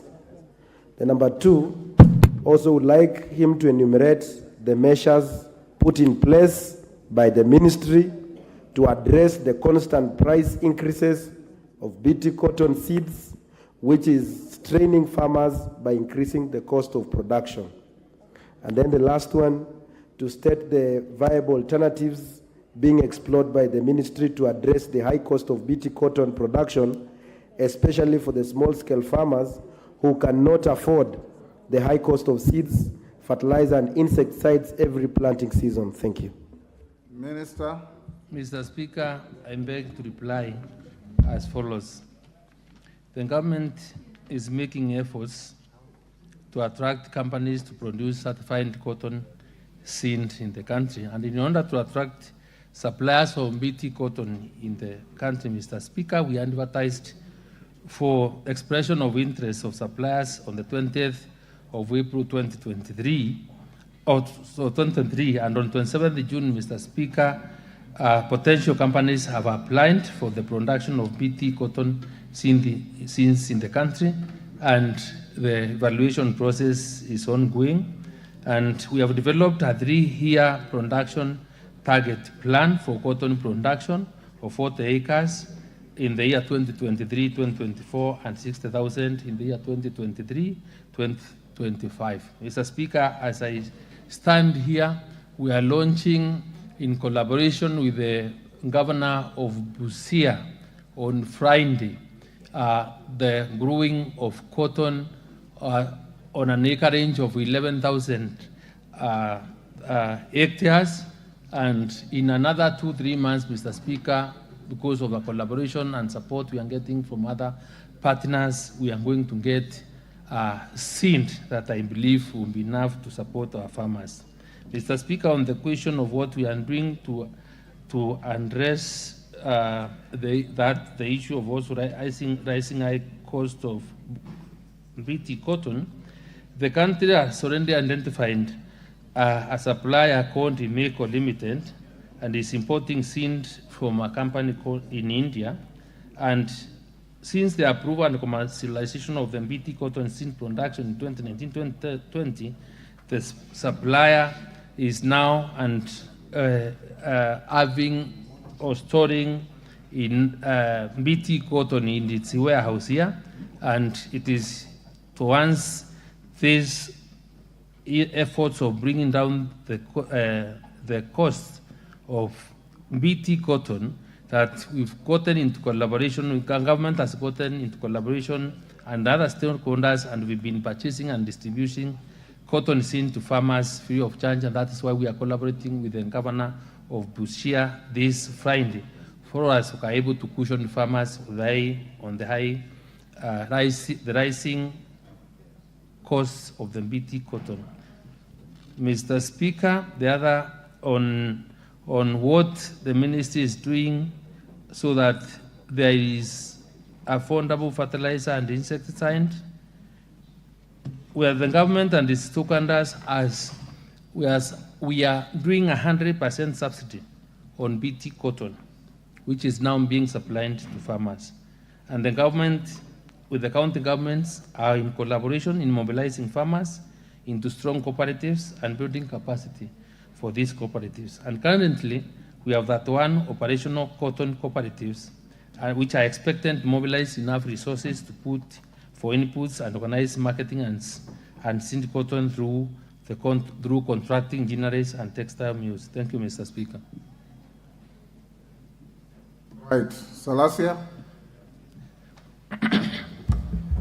Speaker, I just want to thank the Cabinet Secretary of Agriculture for responding and coming up with the necessary action. And I think because being the member of Agriculture Committee in that Committee of Agriculture, I'm so proud of what is taking, and when a Cabinet Secretary, you should invite me in that meeting in Busia so that I can tell them that I brought the message to you and you have acted on it. Thank you, Mr. Speaker.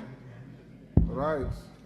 Mr. Speaker, I will direct my PS to carry him in his chopper when he's doing that on Friday, so that he takes part in this very important event, because we want to collaborate with the ministry. I've never gone with the chopper. So please, I'm begging to be that trip.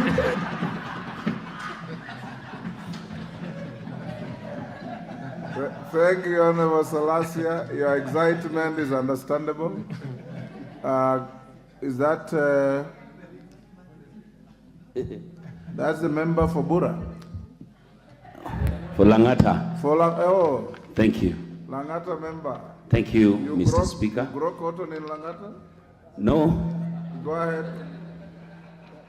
We don't grow cotton in Langata, but having been born and bred in a cotton rearing area, and Honorable Kaluma can attest that Homa Bay County and the larger Kisumu area has the best black cotton soil. Growing up, cotton was the only agricultural activity that used to happen in Homa Bay. And we used to have the Homa Bay Ginnery. As we speak today, the Ginnery is closed and there's no any sign of cotton plantations there, and there's no sign or any intervention by the government to bring back the cotton issue back to Homa Bay. Kindly, as you go to Busia, Bwana CS, kindly remember to bring back cotton to where cotton belongs. Then that will see the comeback of Homa Bay Cotton Ginnery and the revival of Kikomi, which was one of the biggest textile companies that was being supplied by the farmers in that region. Thank you, Mr. Speaker. Thank you, Jalango. Who is the member next to you? Honorable Kukaunya, yes. Thank you very much, Mr. Speaker. Mr. Speaker, I wanted to ask the Minister to give us an assurance that the idea of launching will be followed up with a serious, robust distribution of seeds to farmers. Mr. Speaker, the reason I'm saying we need the assurance is 2 years ago, the launching of BT cotton was done in Busia. I attended that ceremony, Mr. Speaker. Mr. Speaker, the promise that was given was seeds will be available to farmers. The following year, to date, the seeds have not been availed. And Mr. Speaker, I wanted to ask also the Minister, the traditional cotton seeds that were being given by the ministry to farmers as we await this transition, could that provision be availed to farmers as we await for the full production of beet cotton seeds?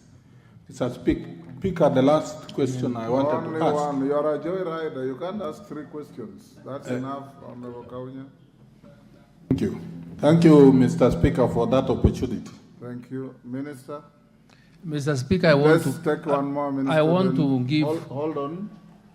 Honorable Kirima. Thank you, Mr. Speaker, sir. My humble question to the Minister is that we're taking cotton to Busia, where Honorable Salasia has talked about. Can the Minister tell us that all the former cotton growing areas are going to benefit from this beet cotton, especially Meru, Central Menti, whereby we have a lying Ginnery, which has no cotton up to date to Miri because there is no cotton on the ground. And this cotton, which is going to come, can the Minister guarantee us that he is going to make sure that fertilizer is going to be distributed to the sub-counties constituencies? Because as we stand, counties are too large that fertilizer is mainly going to county headquarters, and it's very inconveniencing to farmers, especially Asura farmers who cannot afford transport to go to the headquarters, which is full of chaos. Thank you, Mr. Speaker. Minister, you can answer those three. Mr. Speaker, I appreciate the concerns of the honorable members.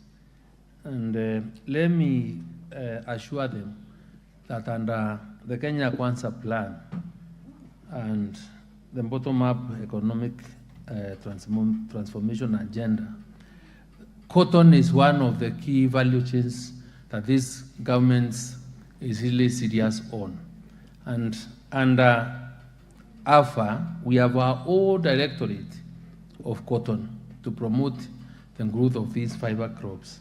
So, Mr. Speaker, in Omambi, and we want to assure you, because under this plan, the government has mapped 24 counties which have good source for the growth of cotton. Omambi included, Meru included. And we are in the process. Once we do the launch on Friday, we expect to move on, and I'll be reaching out to members of parliament within these counties so that we work partner together, and because we have set aside money for the purchase of seed so that the members of parliament can be involved.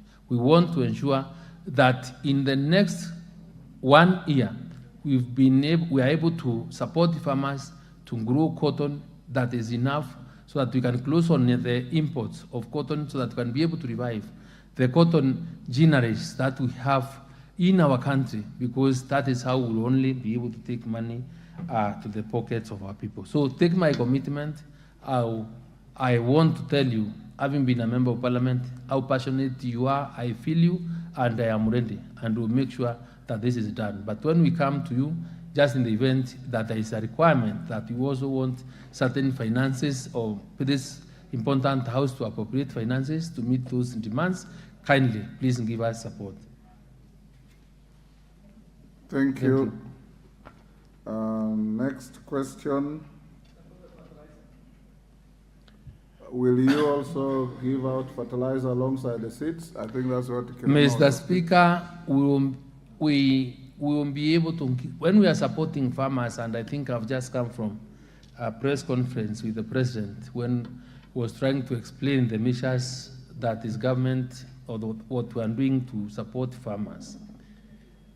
Today we have agreed with the governors that for us to be able even to have proper delivery, last mile delivery of fertilizer, we are going to partner together where our governors will be able to get us warehouses or stores where we will be able to take fertilizer, so that the problem much more the Member of Parliament for Immense Central is talking about is eradicated. Where farmers don't have to move or travel for many kilometers to go and pick 2 or 3 bags of fertilizer. So we've agreed, we are working on an arrangement how that will be done, and I am sure, and I want to tell you that as we distribute the cotton seed for planting, all the members that have been registered in our system will be also able to get their fertilizer through the e-voucher system that is in place for them to plant. So we are prepared, we are ready, and today or from yesterday, the cost of fertilizer has gone down. We are selling fertilizer at 2,500, and because we are also getting into the season of the short rains, the collaboration that I'm asking for is so that we're able to work together to ensure that fertilizer gets to our farmers in those regions so that our farmers are able to start planting early enough so that we are able to get increased yield. Thank you, Mr. Speaker. Thank you, Waziri. Next, question 155 of 2023. Member for Mogotio, Ruben Kiborek. He has sent me a letter requesting that he's nominated Korir Adams, MP for Keio North, to ask the question on his behalf. Honorable Korir, go ahead. Thank you very much, Mr. Speaker. Indeed, Honorable, my colleague is not here because he's bereaved, and I would like to ask the Minister, question number 1, to explain the plans that the government has put in place to allocate seed money for the establishment of revolving fund under the State Department for Livestock Development to fund the purchase of hides and skins for processing by Wasanyiro South Development Authority. Number 2, consider offering technical support, assistance and capacity building to the county government of Baringo in the hides and skins processing industry so that to realize value addition, improve the quality of hides and skins, and create jobs among the pastoral community in the country. Thank you very much, Mr. Speaker. Thank you, Mr. Speaker. Mr. Speaker, allow me to respond as follows. That the ministry is making proposals for the establishment of seed money of a revolving fund under the State Department of Livestock Development to fund the purchase of hinds and skin for processing. And the ministry is currently supporting the mopping up of hinds and skin by the Wasonyiro South Development Authority and the State Department of Arid and Semi-Arid Lands within the Regional Development Department and other state agencies. The Wasonyiro South, Mr. Speaker, Development Agency is operating a tannery to once meeting the mopping up of the hinds and skins in Narok County, and has already been allocated 100 million in the budget for purposes of meeting this end. Thank you, Mr. Speaker. Mr. Speaker, the next question is what the ministry is doing to give support to the county governments. We want to say that the Ministry of Agriculture and Livestock Development and through the Kenya Leather Development Council offers technical capacity building to county governments, including the county government of Baringo, in hinds and skin improvement and processing.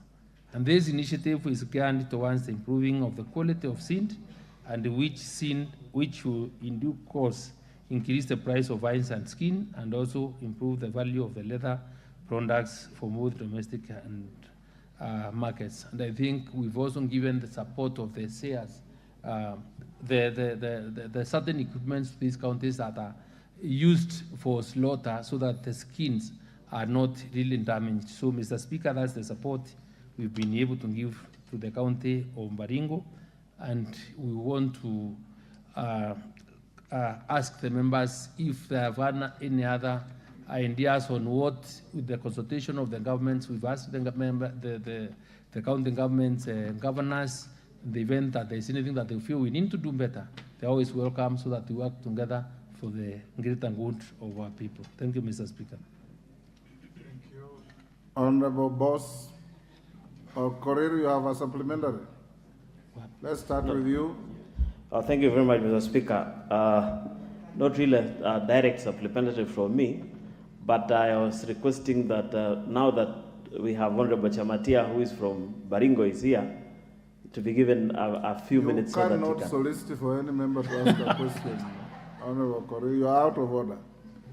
Honorable Boss, Chamatia is a very competent member of Parliament. If she wants to ask a question, she will seek space. Yeah, thank you, Honorable Speaker, for the opportunity to be able just to get clarification from the Minister. Honorable Minister, I think you've mentioned that you're going to give technical support so you can promote the processing of hides and skins. But we know that the biggest challenge in the country, why we've never harnessed this industry, is because all the abattoirs in the country are old ones. They are all from independence times. There's no modern abattoir in the country except the one in the export processing zone, the EPZ place, the Kenya Meat Commission one. It's called Kenya Meat. And so it will not be, this program cannot work unless there is a direct plan to install modern abattoirs so that the skin is not damaged and the quality comes well. And also the processing of the skin initially at the abattoir so that it doesn't rot before it gets to the processing plant. So I've seen the budgets and I didn't see a single budget for the modern abattoirs. So maybe you can clarify that if there's a plan. Thank you. We'll take Honorable Pauline. Thank you, Mr. Speaker. I have two questions. Question number. Only one. Only one, okay. I want to ask the Minister I know that the president and the Kenya Kwanza government has put place programs in order to reduce the cost of living. And one of them is to provide subsidized fertilizer to the farmers. We have a section of Samburu County that people grow crops. And as far as I am informed, that Samburu County is one of the priority counties that you are giving subsidized fertilizer. And I wanted to know the reason why. Thank you. You want to know why you are a priority? Or why you are not? Why you are not, okay? Yeah, why we are not the priority counties. Thank you, Pauline. But it's about fertilizer. Go ahead, Minister. Mr. Speaker. Mr. Speaker, let me be able to reply to the supplementary question from the Deputy Speaker and say that, Mr. Speaker, the government as of today is almost at the level of operationalizing the Kenanya Leather Park. And while we are mopping up skin and hide through the Wasonyiro and the Ministry Department of in Asal, is for us to be able to get them and get them properly processed and be able to do the best for the country out of leather. But Mr. Speaker, we have also made sure, and we are interested in ensuring that other abattoirs are operational. And right now, the program is to have some other 6 abattoirs operational, and I think some in that side of Baringu. I can commit and confirm that Toan's support of this program, Isiolo, is complete. And the cold rooms are being fabricated, Mr. Speaker, in Italy, where I have come from, because I was there the whole of last week.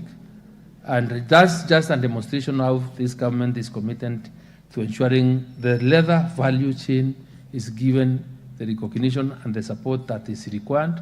And we are working tirelessly because we know the kind of transformative effect that this has on our economy. So it don't just boost for another few months, and I'm sure we will be able to roll out the program on leather, and I want to do it because it's something that is now being done. Remember, we've passed the leather policy, which I think, if it has not been brought, has been approved by Cabinet, and we are heading towards, in my view, the right direction. Mr. Speaker, you will guide me whether to answer the question raised by the member on fertilizer, because the issue we are handling here is about eyes and skin. Generally, if as a minister you must be having facts about your ministry at your fingertips, if you have the facts, you can answer the honorable member. If you are not ready with it, you can seek indulgence of the House. Mr. Speaker, the question was very simple. Why is Samburu County not on your priority list in giving out subsidized fertilizer? If it is, you say it is. If it isn't, explain. Mr. Speaker, in the course of answering these questions, I will be able to respond more appropriately because there's a question that on matters related to fertilizer from the member for Bori.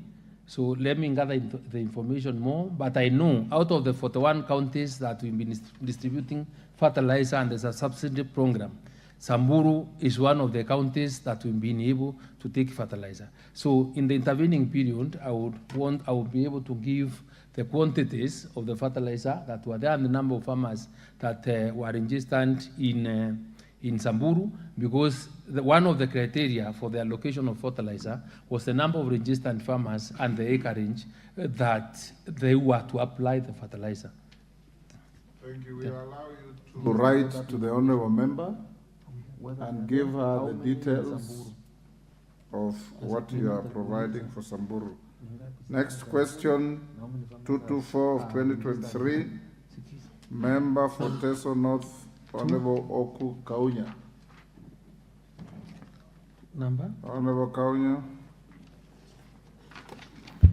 Thank you. Thank you very much, Mr. Speaker, sir. Sorry. I think I've skipped one question.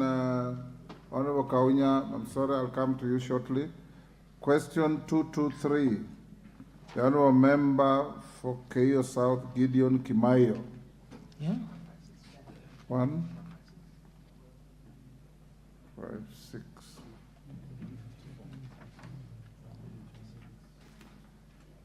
Oh yes, Mukunji.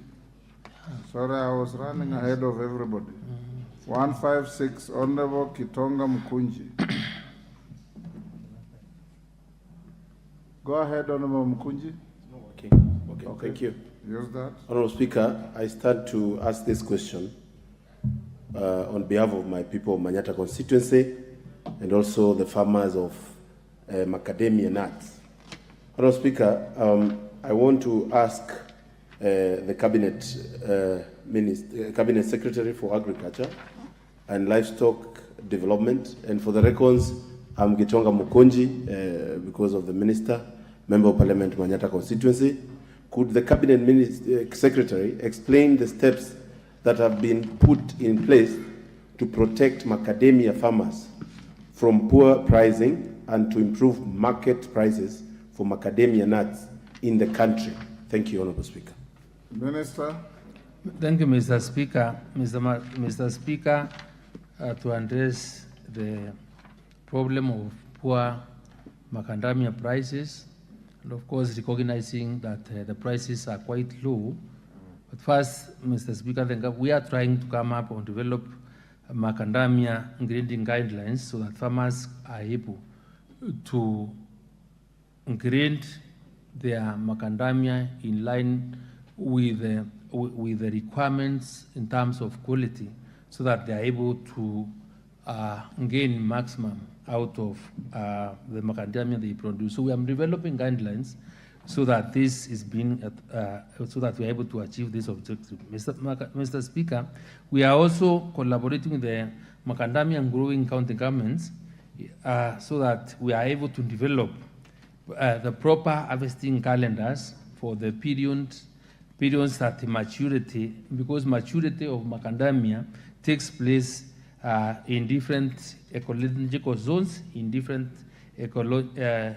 times, so that quality is not compromised, and to ensure the county maintains a market share and attracts better prices internationally. Mr. Speaker, the ministry has also been carrying out value addition training targeted at the producer groups aimed at promoting product diversification, so that we are able to utilize the available nuts and reduce the over-reliance of import. So, Mr. Speaker, to once addressing this and recognizing the problem that we have, and our farmers having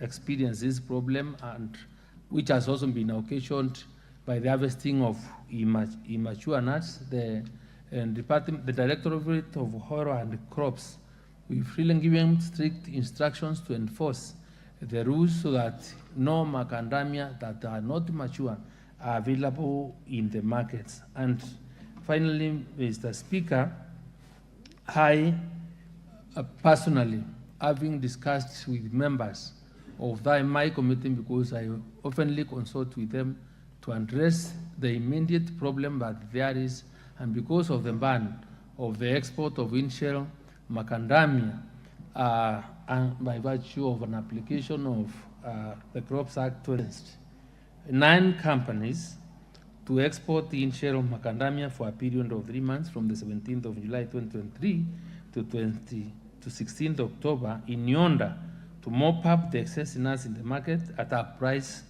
not less than 100, because that was the condition of giving out the license. And why this was necessary, Mr. Speaker, is because we understand the effects of the COVID-19 were real.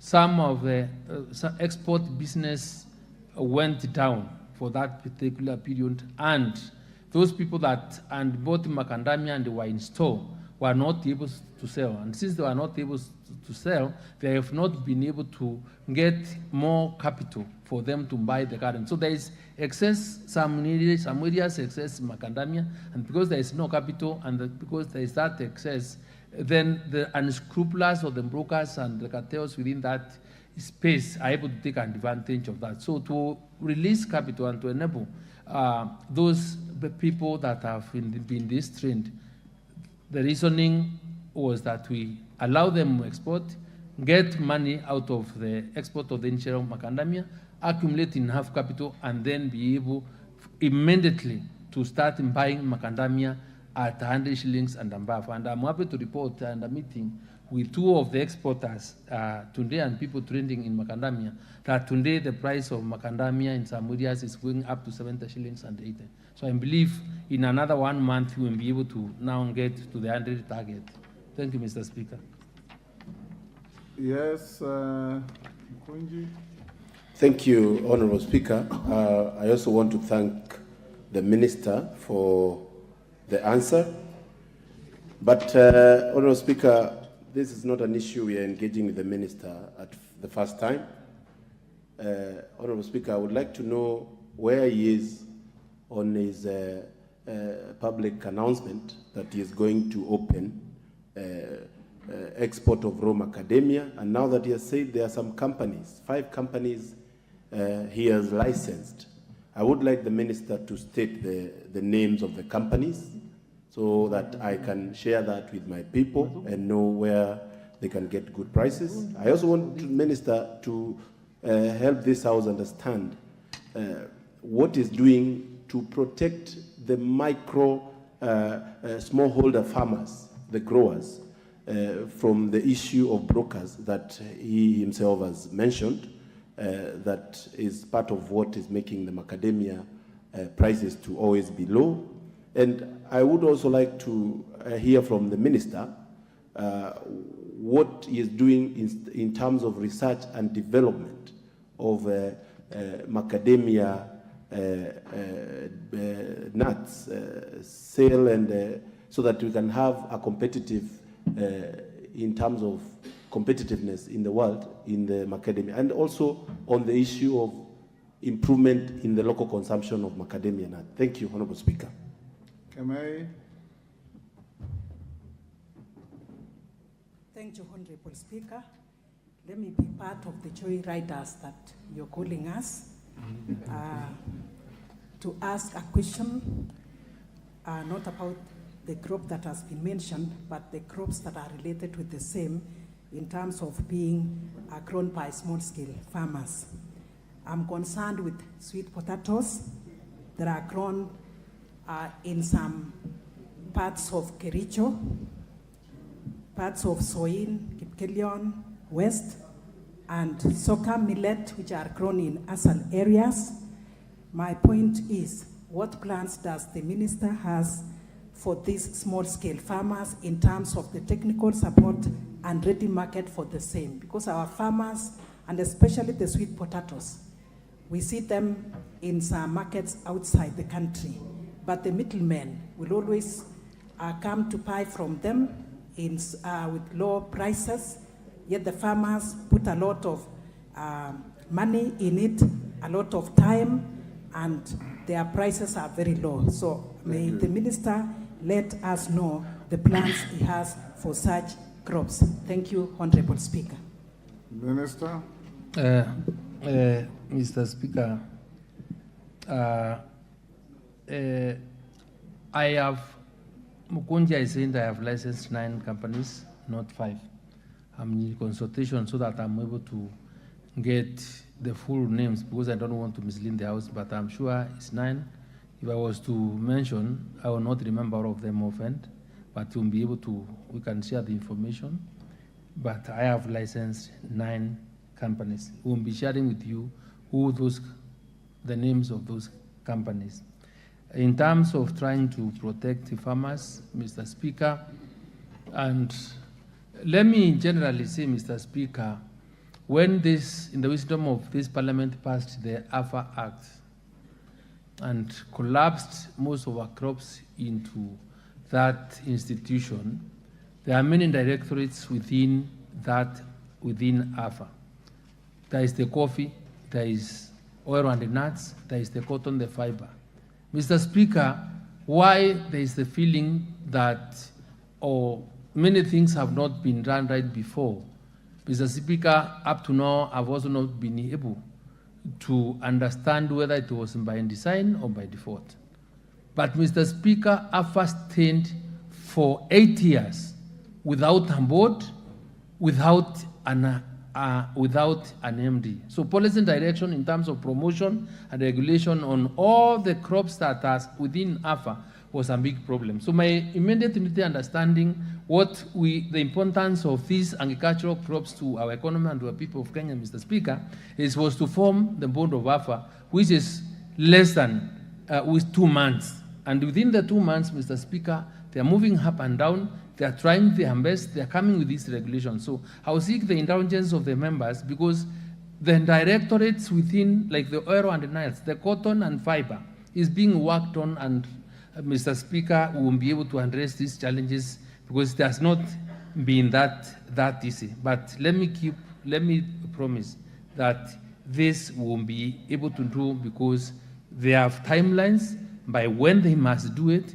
just like we have timelines on how to address the issue of sugar, which they have also been working on. And Mr. Speaker, it won't take me more than 30 to 45 days until we come out with a way forward on all this. On the issue of millet and sorghum is the very crops that we are also trying to promote within the ministry. And I want to invite you for you to also to appreciate the importance of millet and sorghum in one of the greatest conferences in the world. It's called the Millet Conference, which we've been able to lobby and to bring it to Kenya in KICC on the 30th and 31st. 25 first leaders of the world are going to grace this particular conference, and we are asking people, the millet growers, different types of millet to be participants because this is a crop that we want to promote. And that is a demonstration of how serious we are getting in really addressing the issues of farmers. Mr. Mukunji, for any avoidance of doubt, we have a company called Fair Nuts, Nice Mart Traders, Exotic, Nutri-Nuts, Super Tropical Fruits and Nuts, Enden Swing Traders, OCM Consulting, Lenana Processing, and Kanyili Packers.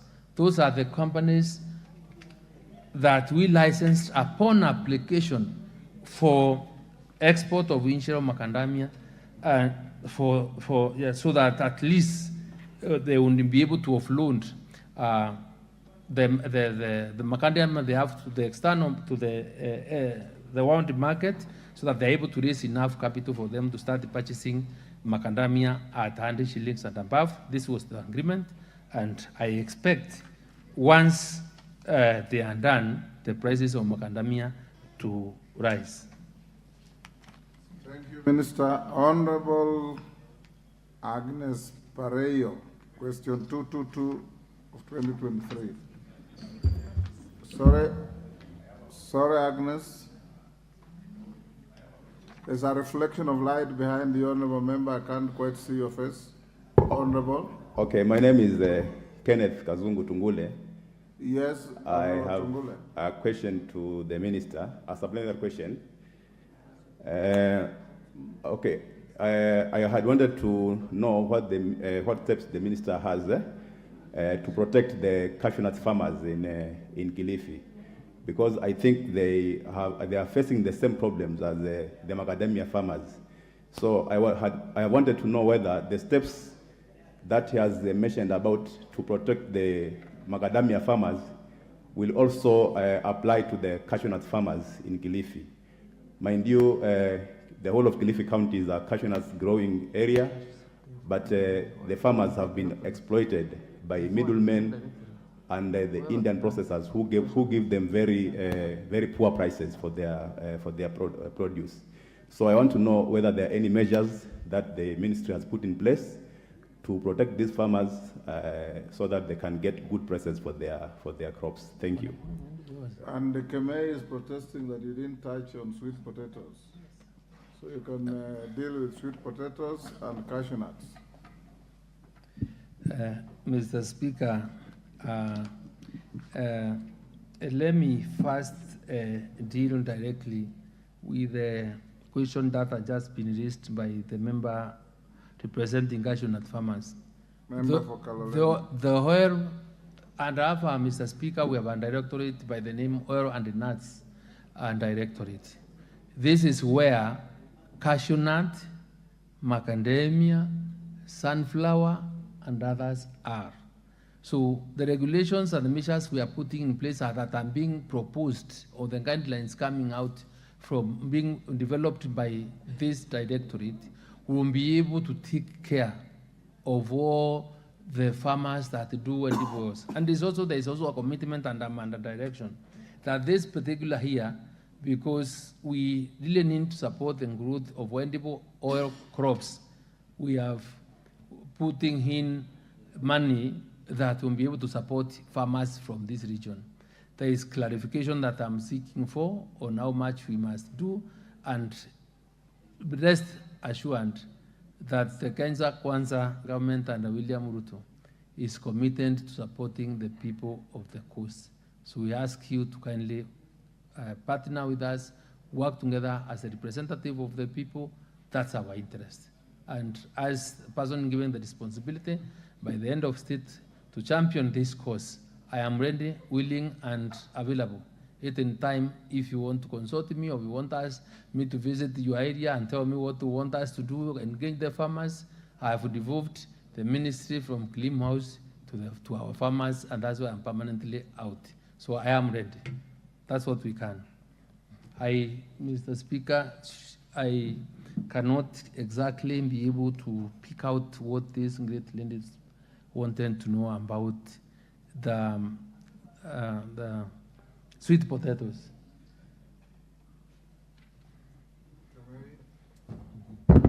Thank you, Honorable Speaker. My question about the sweet potatoes is that it is grown in parts of Kericho, Soin, and Kipkelion West, but market is the issue. There is no ready market. We have the small-scale farmers who are exploited by the middlemen. So I'm asking what the ministry has, the plans the ministry has in connection with that. Yet, Mr. Speaker, outside the country, you will realize that in some supermarkets we can find the sweet potatoes. I went to Geneva and I found some, but our farmers are just there. Thank you, Mr. Speaker. Mr. Speaker, let me say this, and I think is a common information in the public that the responsibility of production is on our ministry, and we're happy what our farmers are doing. The Kenya Kwanza plan was clear, and it is on the need to do value addition and agro-processing. We are working very closely with the Ministry of Trade, Agriculture, and MSMEs, because we are trying to organize farmers in cooperatives and to be able to aggregate so that, Mr. Speaker, through the current, the idea of CAIPs, the county aggregation centers, will be able to ensure that we're able to aggregate and be able to hand value to our farm produce. So that, Mr. Speaker, when do the aggregation and we're able to own, then it is be our responsibility to dictate what price to sell our products. And the whole reason is to avoid the middlemen, to avoid post-harvest losses, so that our farmers are able to get the best prices available. Mr. Speaker, if we were to add value to our produce, I agree we'll get better money. I have a project called NAV CDP, and this NAV CDP is is in your account. We are targeting to do value addition in every ward, and we are going to spend an amount of 20 million shillings for those value addition centers that we want to do in every county so that our farmers are able to add value to their produce. We are also going within every county that we are going to operate. We are going to support the creation of cooperatives to give farmers the ability to run their business, money to organize themselves and borrow money as revolving fund within the ward. This is even a ward based. So, Mr. Speaker, if the Member of Parliament will urge government and be able to wait for some bit of time, because we may not have an instant answer to the problem, and because there is a structured way of addressing the long-term problems that we have through the county aggregation centers. Please allow us, and because advertisements have been done in the first phase of 14 counties was done, I think the other one either has come out or is coming out in another 1 week. This is an issue or matter we are going to solve in the long run. Mr. Speaker, Samburu. There was a question on how much fertilizer we give to Samburu, and I have, Mr. Speaker, the answer. Samburu was one of the 41 counties that we gave fertilizer on the first phase, and Samburu only redeemed 4,480 bags. It is still in the program this year, Mr. Speaker, and we'll continue supporting them. The only request I make is that kindly ask your farmers to get registered. When you get your farmers registered, they will be able to get fertilizer, because we are not going to give fertilizer to anybody who is not within our farmers' data. So that could be the problem. So assist me. I am supporting, we are coming to support small irrigation schemes in Samburu. And one of the things I want us to partner is, once we started these small irrigation schemes, we want you to organize how to register farmers within those small irrigation schemes so that I'm able to follow up and give them support for them to produce food and be able to see what best we can do to really optimize the allocation of money we are going to put into this, into your county, and be able to grow more food for ourselves, because we have serious potential. Thank you, Minister. Do you have the answer to Carol Mondi's question before I go to Agnes? Not yet, Mr. Not Speaker. yet. Agnes Pareyo, question 222.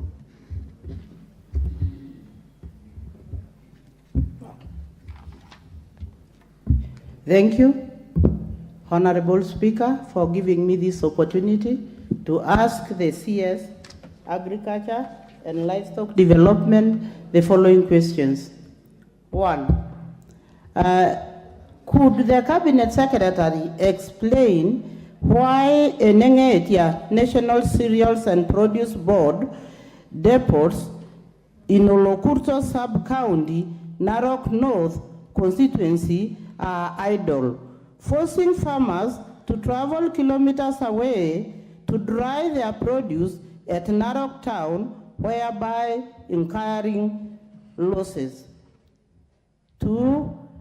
Could the Cabinet Secretary outline the efforts being put in place to revive the Nengetia depots in Narok North constituency? Could the Cabinet Secretary consider outsourcing the depots to private entities to run the facility for the benefit of the farmers? Thank you. Cabinet Secretary. Yeah, Mr. Speaker, the Nengetia National Cereals and Produce Board depot is an own depot which was commissioned in 1978 and still silos up to now and pins with a capacity of 55,000 bags of 90 kilograms. located 43.8 kilometers away from Narok town. And the report is signed off because, Mr. Speaker, of the nature and the nature of the owned obsolete equipment that were installed. The depot, Mr. Speaker, does not have a grain dryer, and the depot is not connected to electricity. That is the reason, Mr. Speaker, is not being used.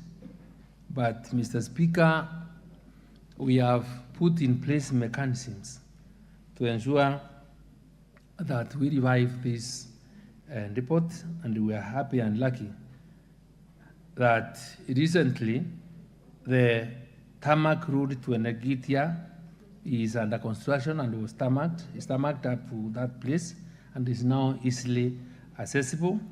And the National Cereals and Produce Board at the moment has applied for electric connection to the depot, and the application is being fast-tracked with Kenya Power and Lighting Company. Mr. Speaker, we want to tell the member that we have earmarked this facility for upgrade and a government-sponsored mechanization project. And since we appreciate the good work the farmers of this country are doing, and for those that have took the fertilizer, and considering that we must be properly prepared to mitigate loss during this harvest and to deal with the post-harvest losses, we have acquired, or will be able to provide, a mobile dryer to Enegitia so that those farmers are not do not really travel to those that long distance to have their maize dried. Mr. Speaker, in terms of whether we want to outsource these depots to private entities or not, our response is as follows. Because we have been considering outsourcing depots to private entities, Enegitia is included, and the outsourcing is now, or will be guided by the National Cereals and Produce policy that guides leasing out of depots and other facilities to interested parties. And we have a profile of the silos. A profile of the silo was developed and shared with stakeholders in the green sector to partner with NSPB and use the facility for the benefit of the farmers on the ground. That's generally for whatever we are doing all over the country.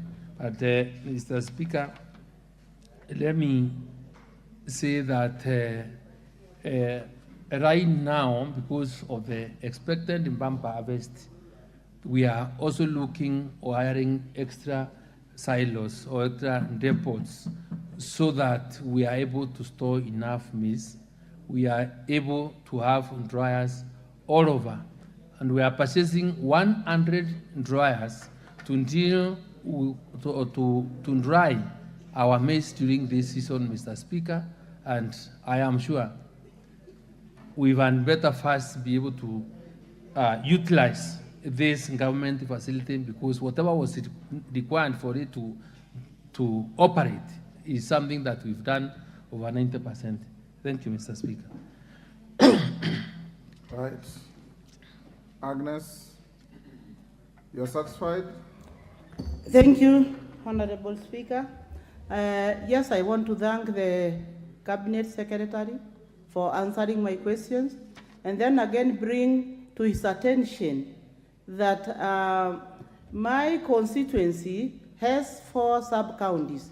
That is the Central and then Narok North. And Olokurto is situated in Narok North, where so many farmers are doing huge or large farming in wheat, barley, maize. And now it's a season that we need a dryer for the maize because we have a lot of maize in that area. And I just want to thank you for saying that we are soon or considering reviving the stores.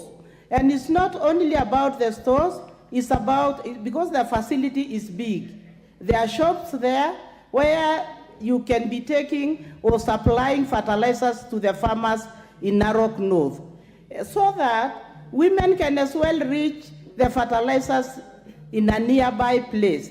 Because the roads, the situation of the roads in Narok North, the roads are unpassable. And when you take these fertilizers nearer to the people, so many people will benefit and they can be able to do farming easily. So I want to say thank you, and we are looking forward for the revival of the depots so that the farmers cannot be traveling long distances when they need fertilizers and when they want to dry their cereals. Thank you so much. Thank you, Agnes. That's a statement in appreciation. Next question, 223. Gideon Kimayo. Member for Keyo South. Thank you, Mr. Speaker. I rise to answer the question 223 of 2023. Could the Cabinet Secretary explain why the cost of top-dressing CAN fertilizer prices remain relatively high despite the government subsidy program on fertilizers? Secondly, state the actual price of 50 kg bag of CAN top-dressing fertilizers charged by the National Cereals and Produce Board.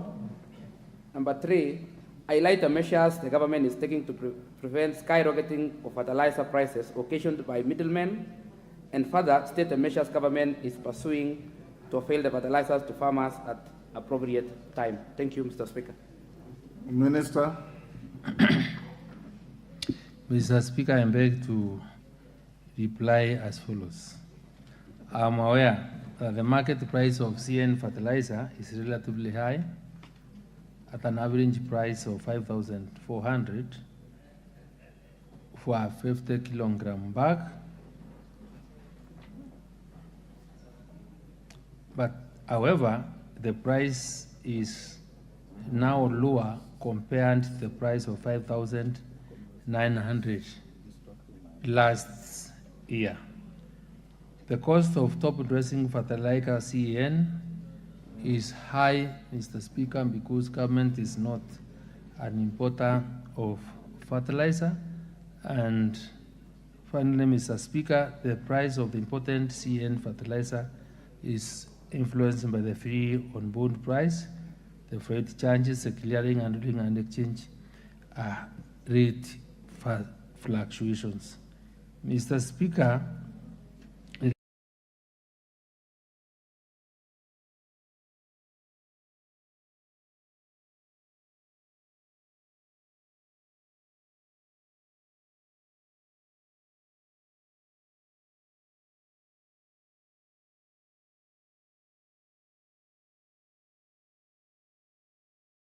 support production, and with the subsidy program is retailing fertilizer at 2,500 from yesterday.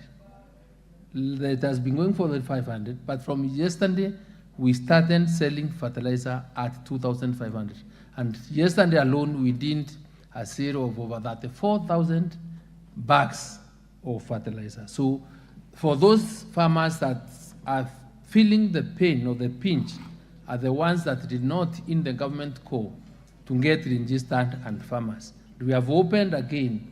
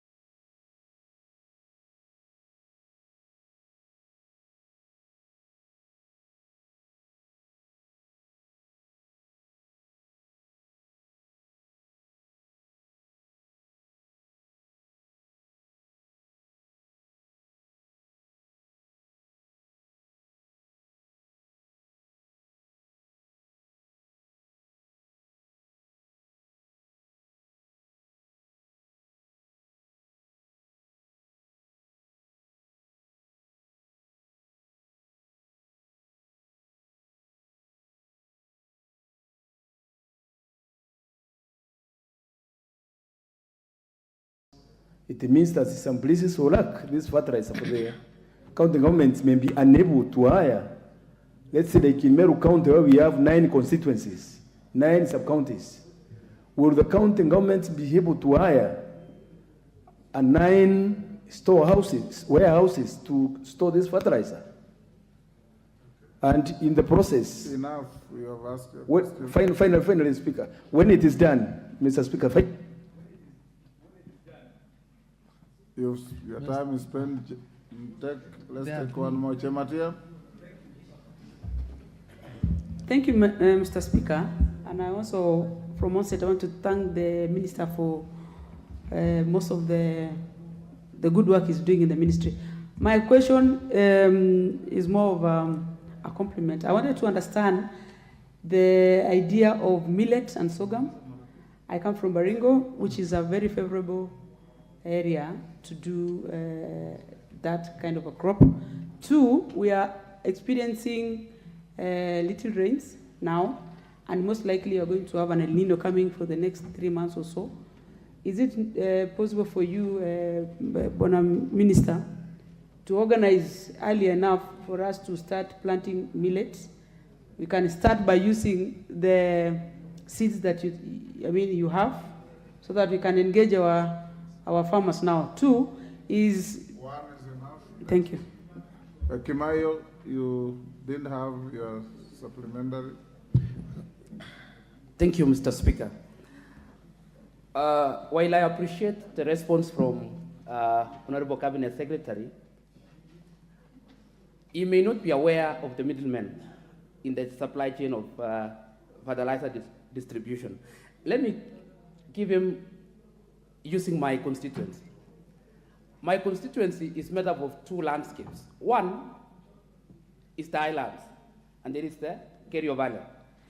Somebody moving from Kerio Valley all the way to where there is the store where the fertilizers are found will use 1,500 shillings to go and come back.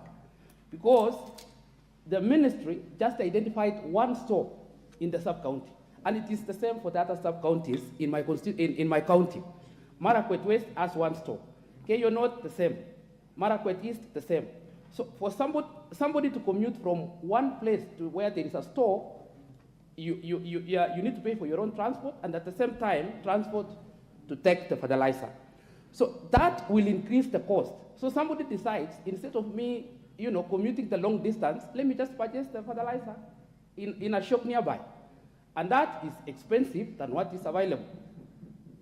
So the minister is not aware. Maybe you need to ask the people on the ground. Number 2. Ask one. We have asked one. It is related. I'm just to follow up on what he replied, because I'm not satisfied. There is the cooperation between KNTC, the county government, and NCBB. When you go to NCBB to ask why there is, you want a new place to have the fertilizer within the sub-county, you ask it, go to KNTC. When you go to KNTC, talk to your county government. Talk to your county government, the county government says the stores that we ask the NCBB to look into, they have to meet the standards. In my constituency, I have 6 wards. Each ward, there is a store constructed by farmers using cooperatives. Why can't the farmers be allowed to be given fertilizers using the same stores instead of going the direction that the minister is saying we use agrofets? And there are stores which the farmers already have constructed using cooperatives. Thank you, Mr. Speaker. Mr. Speaker. I'll take one last one, Sigay.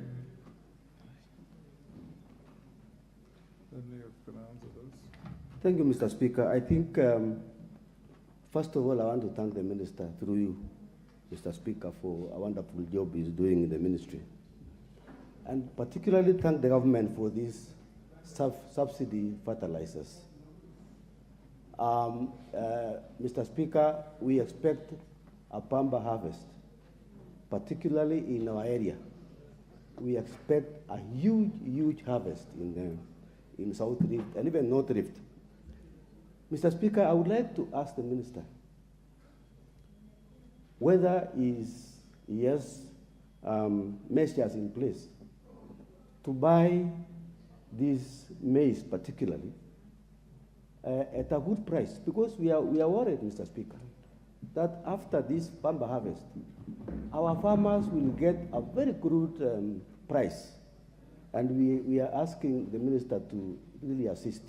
Secondly, I want to, Mr. Speaker, ask the minister to think about the extension services in this country. I know this is now with the county government. As a policy maker, what measures do you have in place to make sure that farmers understand whatever we are doing, the husbandry and all this, soil testing, how to apply fertilizer, and that kind of thing? We should. The last one, Mr. Speaker. Order, Honorable Sigei. Sorry, Mr. Speaker. I gave you an opportunity to ask one supplementary. Let me ask the last one, Mr. Speaker. No. The last one. Kigumo.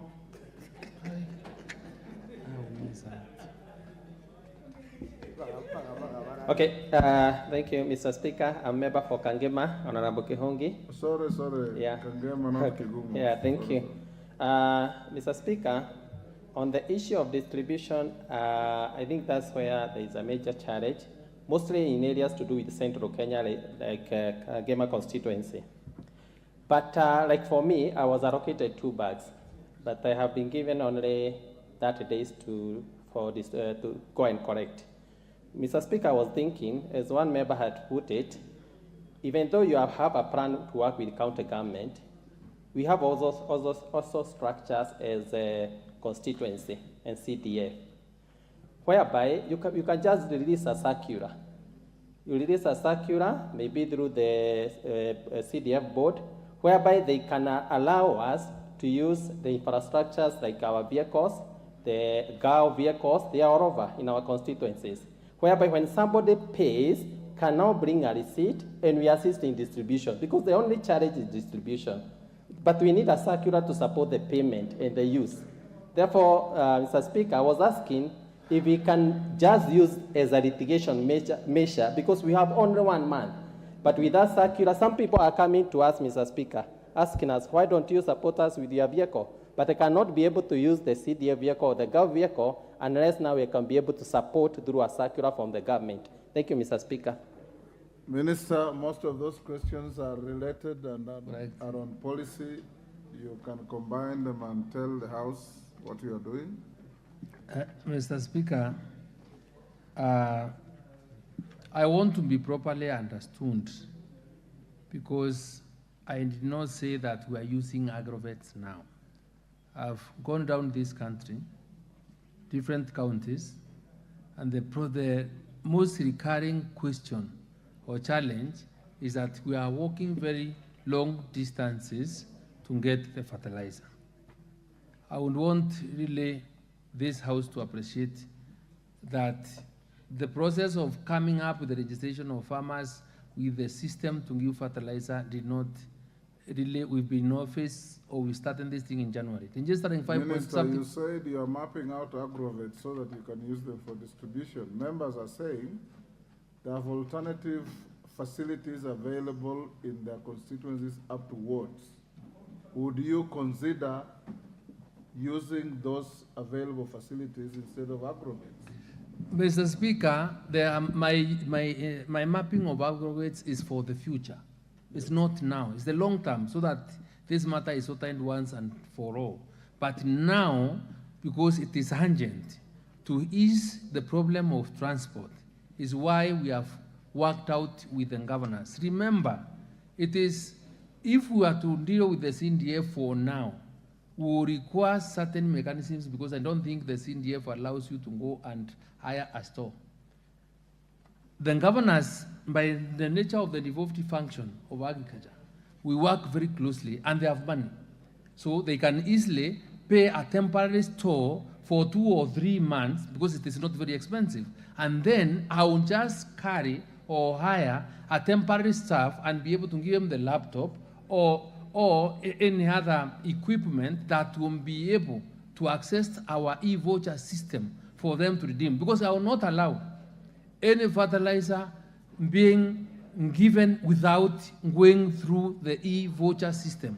It is out of this e-voucher system, I can tell you that we've now been able to give 3,200,000 and very specific numbers So we don't want to run away, and because the commitment of government is to have all our services online, and this is what we must embrace and do. But in the fullness of time, we will be able to achieve a system whereby at a maximum of around 2 or 3 kilometers, you can go to the nearest agrovet and take your fertilizer through the redemption by use of the e-voucher. That's the long term. But for now, and having to or required to address the challenge of distance, that's why we have brought in the governors, and we have agreed with them on what we need to do, and the remaining period for us to get fertilizer is too short, because we want fertilizer on the ground and with the farmers before the end of next month.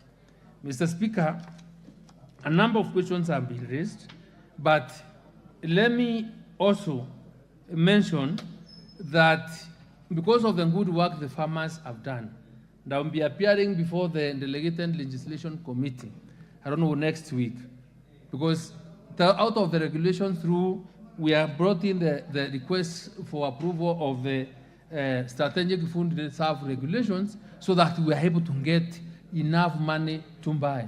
Government is committed, it's set aside money to buy the farmers the maize, and not only even buying, where the government is buying 100 dryers, some mobile, to make sure that we minimize post-harvest losses, and these dryers will be available to the farmers so that the farmers are comfortable.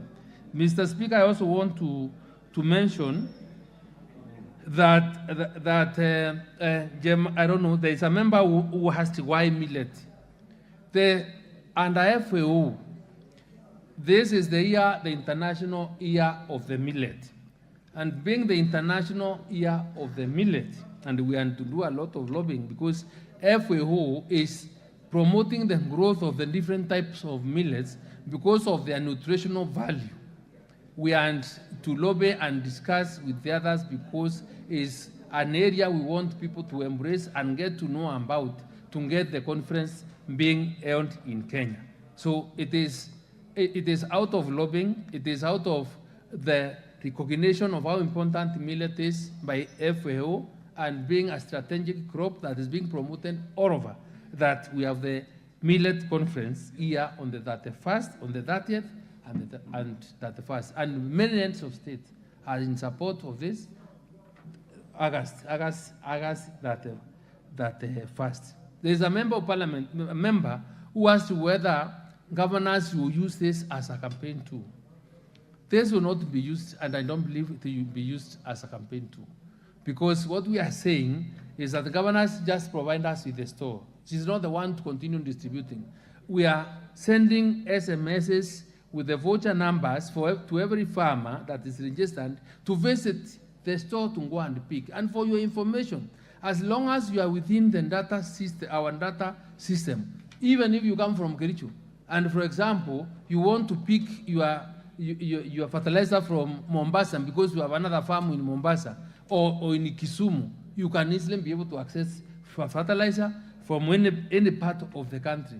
So it will be the decision of the farmer where to pick, but we have brought in the members of the leaders of the county governments for convenience. Why aren't we using the Ngao infrastructure to provide, to give the fertilizer? This came from, I think, Karemba. The cost implications, however much I appreciate what the Ngao has done, because they really supported me in the registration of farmers and the good work they have done. Remember, they are very well spread, but we really do not have that finance. Parliament has not appropriated money for that purpose, and we would not want to operate in an area whereby we spend public finances without the authority of Parliament. But out of small resources or little resources that can be within our normal budgetary allocation, we can be able to hire some other 50 or 100 temporary staff, which we can be able to keep or post to the stores that the governors will have opened, and then they will be able to be our officers that will be reading fertilizer. Remember, the fertilizer is not free. So for that matter, the chiefs or the ND or the ACCs cannot really just go taking on delivering it all over, because it requires to have a proper support system or technology system for it to operate. You must be having proper network. And I think I answered it together with the gentleman who asked whether we are using technology. Whatever we are doing in the distribution of fertilizer is we are leveraging on technology, and that is why we are not getting in contact with very many people. It's the farmer who gets his information and goes at a time when he wants, and redeems it from anywhere. So this technology that is we are appreciating here, and what is really assisting us. I don't think the distance I've covered, or now we want to cover the distance. Mr. Sigei, this is something to do with the extension service. And I think it's important for the members to listen on this one. We are very deliberate in ensuring that the extension service, because of the key nature of the transformation it can be able to bring into this sector, we are very committed to it. What we need and what we have to do, or tell you what we have done now.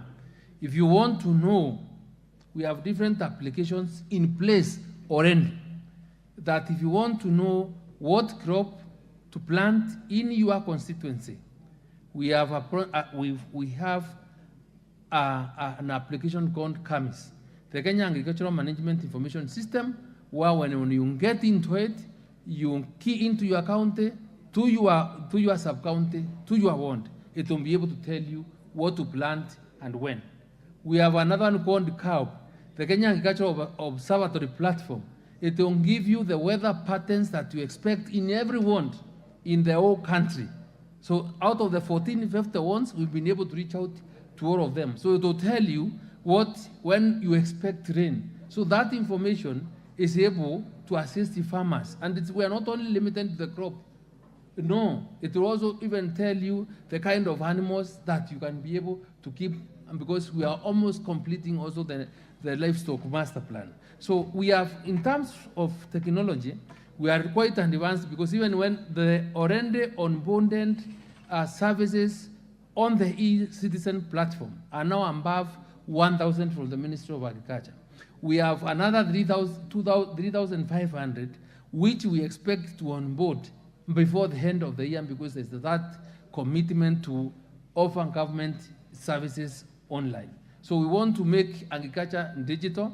We want this to be more appealing, and these are some of the things we do, because we also want to bring even our own youth for them to know. So the extension service will be offered online, and having serious discussions with my team on how to ensure we can have exciting strategies and methods, so that we are also able to capture many people to come to our support, because the embarrassment we have gone through as a country, from begging for food, for people without going food, can only be sorted by us sitting down and discussing and taking a deliberate decision that we must all work towards making sure that the country is food and nutritional security. And it begins with us as leaders, and we have a very responsibility for each one of us to be able to feed our own people.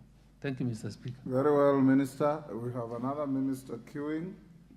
So question by member for Teso North, member for Mandera South, member for Buri, and member for Suba South, including the question asked by Sigei about what you are doing to purchase the Bamba harvest that is on the fields of farmers at affordable prices. You get ready to come back on Wednesday next week. We'll give you the first shot. Clerk, don't add any more questions to this minister. He'll only come to answer those that I have listed, plus Sigei's issue. We will release you, Minister, so that we let in the Minister for Labor. Order.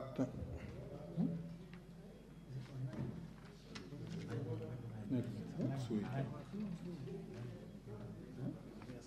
We'll escort out the minister and bring the next minister.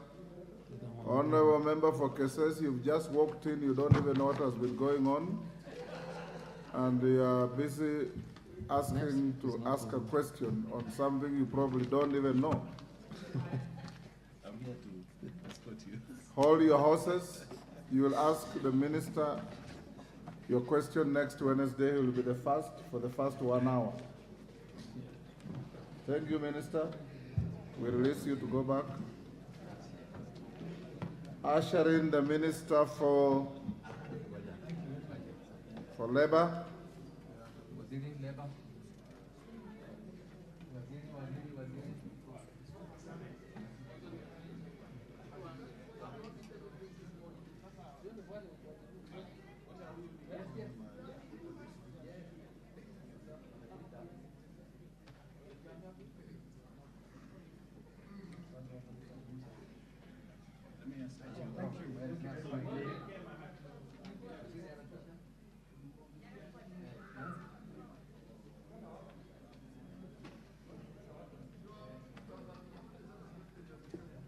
Where is the Minister for Labor and Social Protection?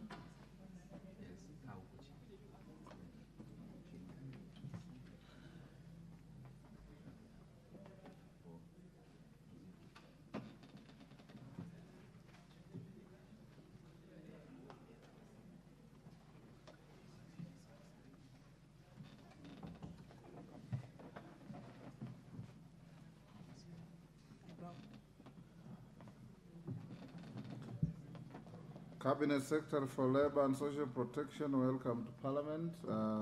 This is your opportunity to answer several questions listed to your ministry. 1, 2, 3, 4, 5, 6, 7, 8, 9, 10, 11, 12. So, honorable members, with all those questions, we'll allow the questioner and one joyrider so that we can be able to run through. The Minister, last time we expected you. You sent to the House a very casual note about not being in the count of Nairobi. And both the majority and minority leaders in the House took a very dim view of that kind of attitude.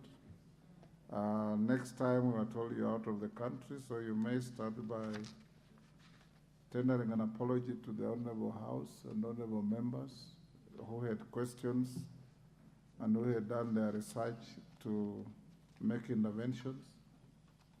As an old colleague in the House, you know the premium you put to the need to appear before this House to respond to any issues by the people's representatives. Minister. Thank you, Mr. Speaker, and honorable members. Thank you for this invite to answer questions related to the Ministry of Labor and Social Protection. Mr. Speaker, my apologies. It was not intended to disobey this House. It was my first presence that I was going to make. I gave the notice not to appear in a short notice, which I apologize, and next time I'll be able to give an apology early enough to notify the House. Thank you, Mr. Speaker. Apology taken. What is out of order on that? Yegon? Thank you, Mr. Speaker. I wonder what the minister is right that next time she's going to give an early apology. Is she expecting not to come again next time?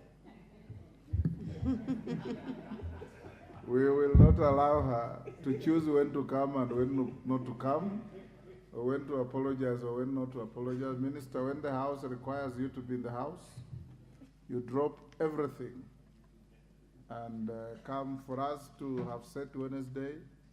We even synchronize with the executive that there are no cabinet meetings on Wednesdays. So Wednesdays, when you are obligated to be here, you have an obligation to be here. We'll let it rest there. We have several questions, starting with the member who has just asked whether you anticipate not to come, and apologize. Brighton Yegon, you may ask your question 088 of 2023.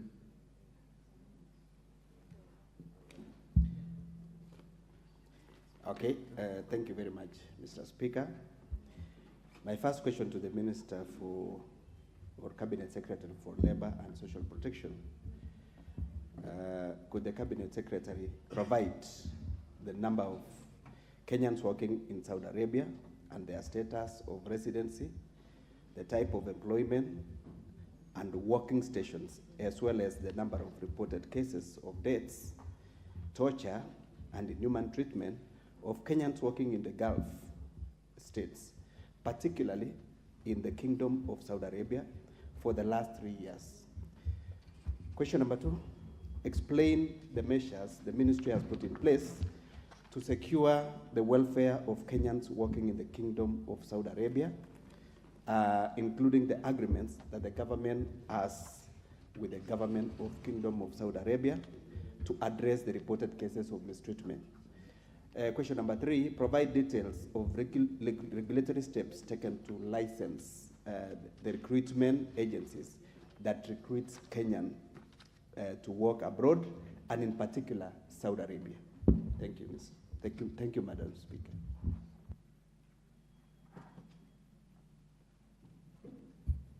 Okay, you may proceed to answer the question.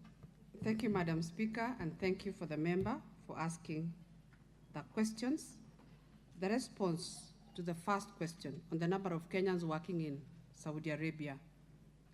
Now, these Kenyans that are in Saudi Arabia are found in the following sectors. They are found in domestic work, some in the education sector, others banking, others the hotel and catering, transport and agriculture. Majority of the migrant workers that are engaged in Saudi Arabia are domestic workers. The number of Kenyans that you find in Saudi Arabia are 200,000, with 151,687 working in the domestic sector. And the distribution of the domestic migrant workers per agency is provided in the Annex 1 that is available. Now, the number of reported cases of the deaths per country, one is Kingdom of Saudi Arabia. We had 185 Kenyan migrant workers that lost their lives from 2020 to November 2022 as follows: 48 in number of deaths in 2020, 60 deaths in 2021, and 77 in 2022, from January to November 2022. Then United Arab Emirates, we had 45 Kenyan migrant workers who lost their lives from 2020 to December 2022 as follows: 10 deaths in 2020, 17 deaths in 2021, and 18 deaths in 2022. The state of Qatar, 53 Kenyan migrant workers lost their lives from 2020 to December 2022, with 26 of them in 2022. The causes of death range from illness to homicide, and the next of kin are usually or were appropriately notified of the reported death cases through the established channels. It should also be noted that Kenyans get medical attention in the kingdom. Their residency status should be legal, and those who have vacated their contracts or are known as runaways usually face a challenge in accessing health services. Disputes. A total of 175 dispute cases were reported in the last 9 months in 2023. The conflict revolved around unpaid wages, change of employer, workload, exit after concluding employment contracts, medical treatment, injury, being held in the recruitment agencies, accommodation without being allocated employment, runaway employees, residency ID, travel documents, and irregular extension of contracts. Then we have a table there. A total of 121 cases were resolved following intervention through involving parties in conflict, and their Saudi authorities were necessary. A total of 97,173 Saudi riyals was subsequently recovered and paid to the respective parties. Second part of the question, to explain measures the ministry has put in place to secure welfare of Kenyans working in the Kingdom of Saudi. The ministry has followed or done the following measures to secure the welfare of Kenyan migrant workers in the Kingdom of Saudi. One is that the Kenya government and the Kingdom of Saudi Arabia signed a bilateral labor agreement on recruitment of domestic workers in May 2017. The BLA is being reviewed currently to address the emerging labor and employment issues, to enhance protection of the migrant workers, be able to do better terms and conditions of service, improve the terms of service, and enhance protection of these workers. A multi-agency technical committee with representation from the Ministry of Labor and Social Protection, Ministry of Foreign Affairs and Diaspora Affairs, and Office of the Attorney General have prepared amendments to the BLA, and the same has been submitted to the Kingdom of Saudi Arabia for consideration. Number two, the other measure taken by the ministry is that we have established a labor attaché office in Riyadh in the Kingdom of Saudi Arabia. In addition, labor attaché offices have been established in the state of Qatar and United Arab Emirates, where we have our officers placed, and they are the only 3 labor attachés that we have, in Saudi Arabia, in Qatar, and UAE.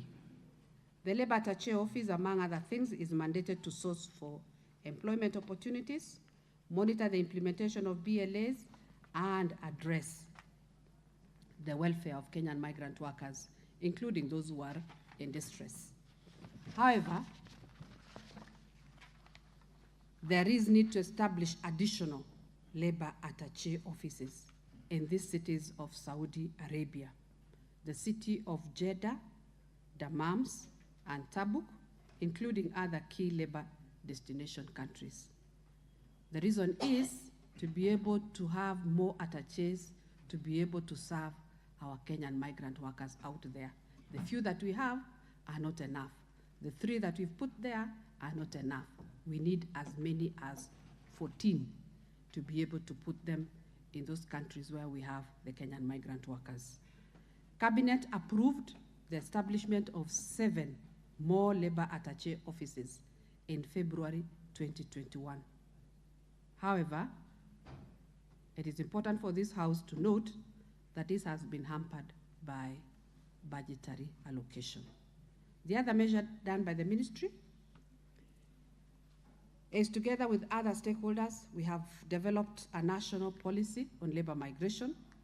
The policy provides a framework for promotion of inclusive and sustainable development of the country through safe, orderly, and productive labor migration.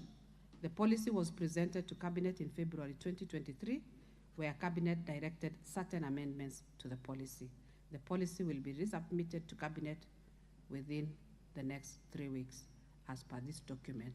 But what I know is that it should be able to come within a week due to changes that have been made. The other measure is that the ministry, in collaboration with stakeholders, have developed a labor migration management bill 2023 which seeks to promote safe, ethical, and orderly recruitment and safeguard the rights and welfare of the migrant workers. The bill has introduced additional clauses to make recruitment agencies more accountable and periodically report to the welfare of the migrant workers recruited. Office of the AG has finalized the legal drafting of the bill, which is now awaiting submission to Cabinet for approval before submitting to Parliament for approval and enactment. And I'll ask this House to support us on that bill. The other measure is that the ministry is also developing a robust curriculum for pre-departure training to equip Kenyan migrant workers who go to Saudi Arabia with the prerequisite skills, information, and knowledge to enable them to navigate around the challenges that they may encounter during their stay in the kingdom.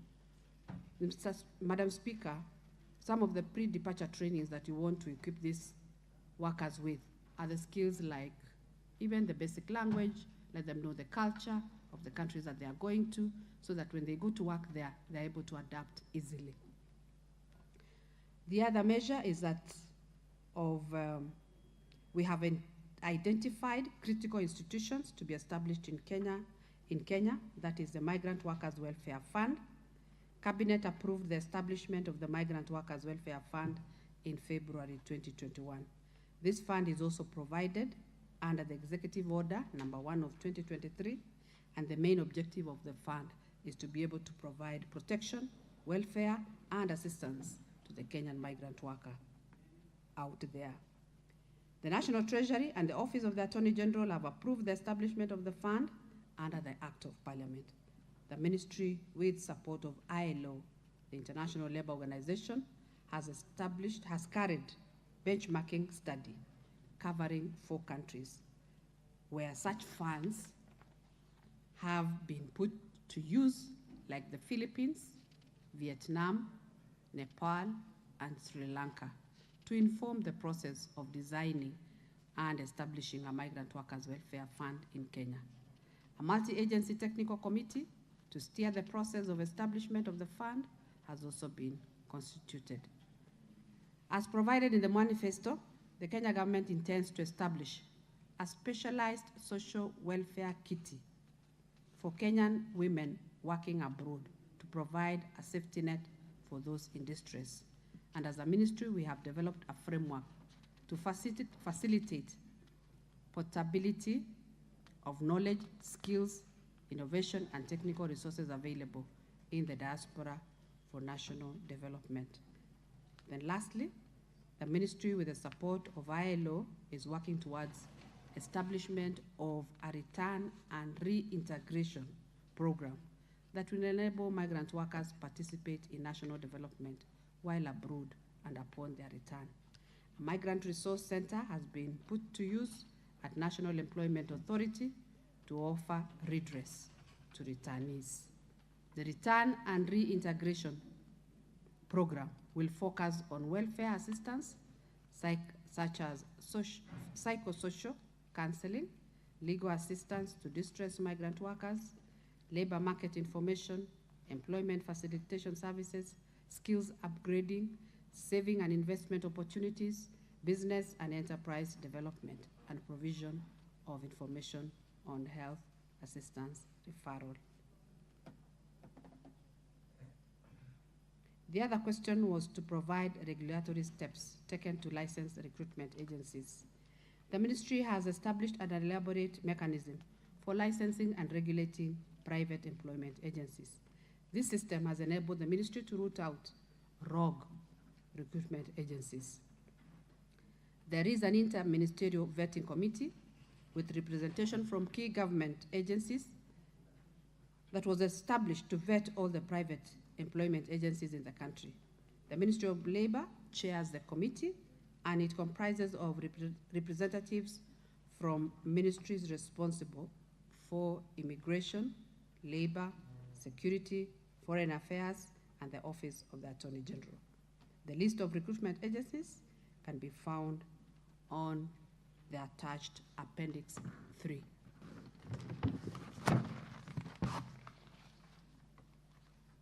We also have an oversight and community feedback mechanism. The ministry has established an oversight mechanism and a community feedback mechanism to facilitate continuous monitoring of private employment agencies.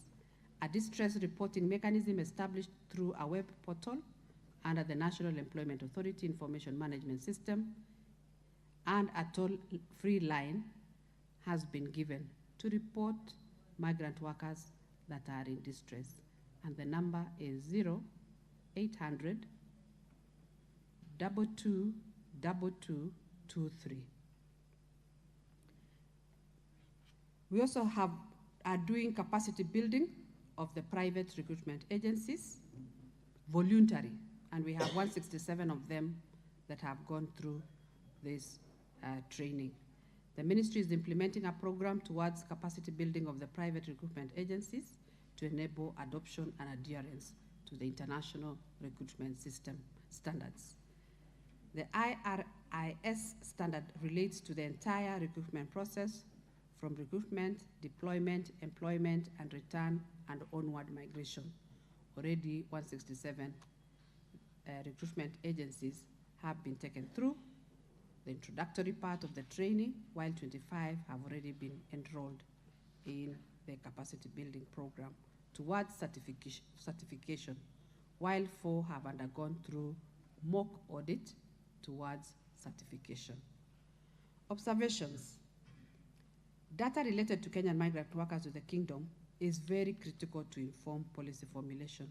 However, the same information, the same data is segregated and maintained by various different agencies with no synergy among them, hence the estimates reported above. It would be prudent for all migrant workers to the Kingdom of Saudi Arabia to be obligated to record their entry with the embassy, to develop a database to inform policy and collect the necessary details that can help prompt intervention to the multitude of grievances received. Enhance collaboration with the Kingdom's authorities, both at the Kenyan national level and within the Kingdom, can mitigate the challenges manifested. The vastness of the Kingdom of Saudi Arabia and the presence of Kenyan migrant workers throughout the Kingdom calls for enhanced consular services of the Labor Attaché Office and possible presence in the key cities of the Kingdom. Thank you, Madam Speaker. Okay, a follow-up question. The Honourable Member for Cases.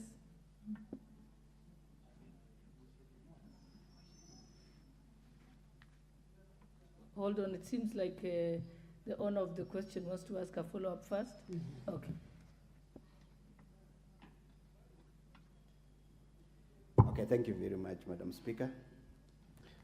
Madam CS has given us a very good and elaborate proposal on what should be done to protect our Kenyan citizens who are working in Saudi Arabia. We have more than 200,000 Kenyan citizens working in Saudi Arabia, and as you've seen, 185 Kenyans died in the last 2 years. And there are a number of measures that the CS has put in place. But until then, would we be able to say Saudi Arabia is a safe destination as at now? Because you've given us a very elaborate measures that if put in place, it will be able to ensure safety of our people in Saudi Arabia. But as at now, the more than 200,000 who are there, how safe are they? Thank you, Madam Speaker, and thank you, Honourable Member, for that question. I would want to say, as at now, the situation in Saudi Arabia is better. Why? Because we have engaged government to government. I have engaged at my level with the Labour Minister of Saudi Arabia, and we are putting in place some of these measures that I have mentioned. For example, I have said we are doing the Labor Migration Management Bill, to be able to manage some of these recruitment agencies that pick or are doing rogue activities.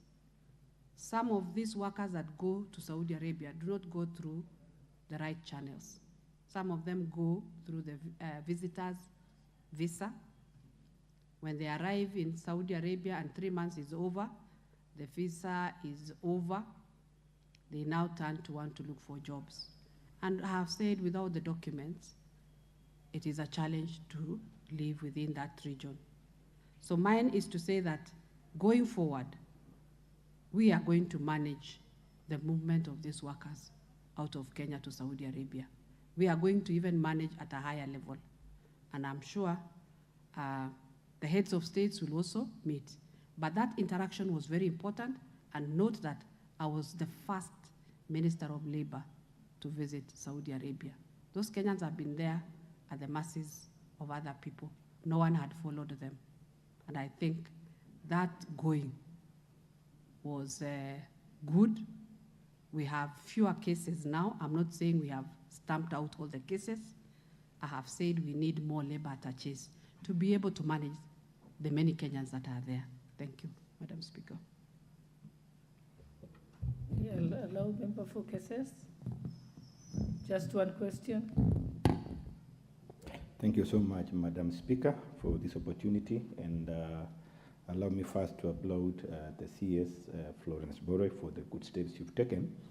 And even before you ask a question, probably not to reduce you back to what you've already said, but rather Kenyans are keen and are following these proceedings.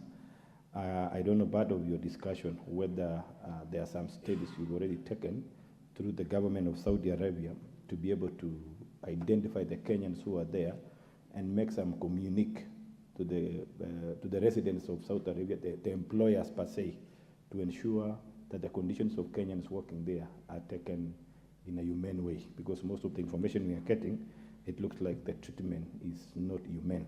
Now, last question I would want to ask, probably that you are here and it's within your toolkit. I want to appreciate that you've already informed the Kenyans that you are commencing the exercise of releasing the last tranche of under social protection, the cash transfers to the elderly people.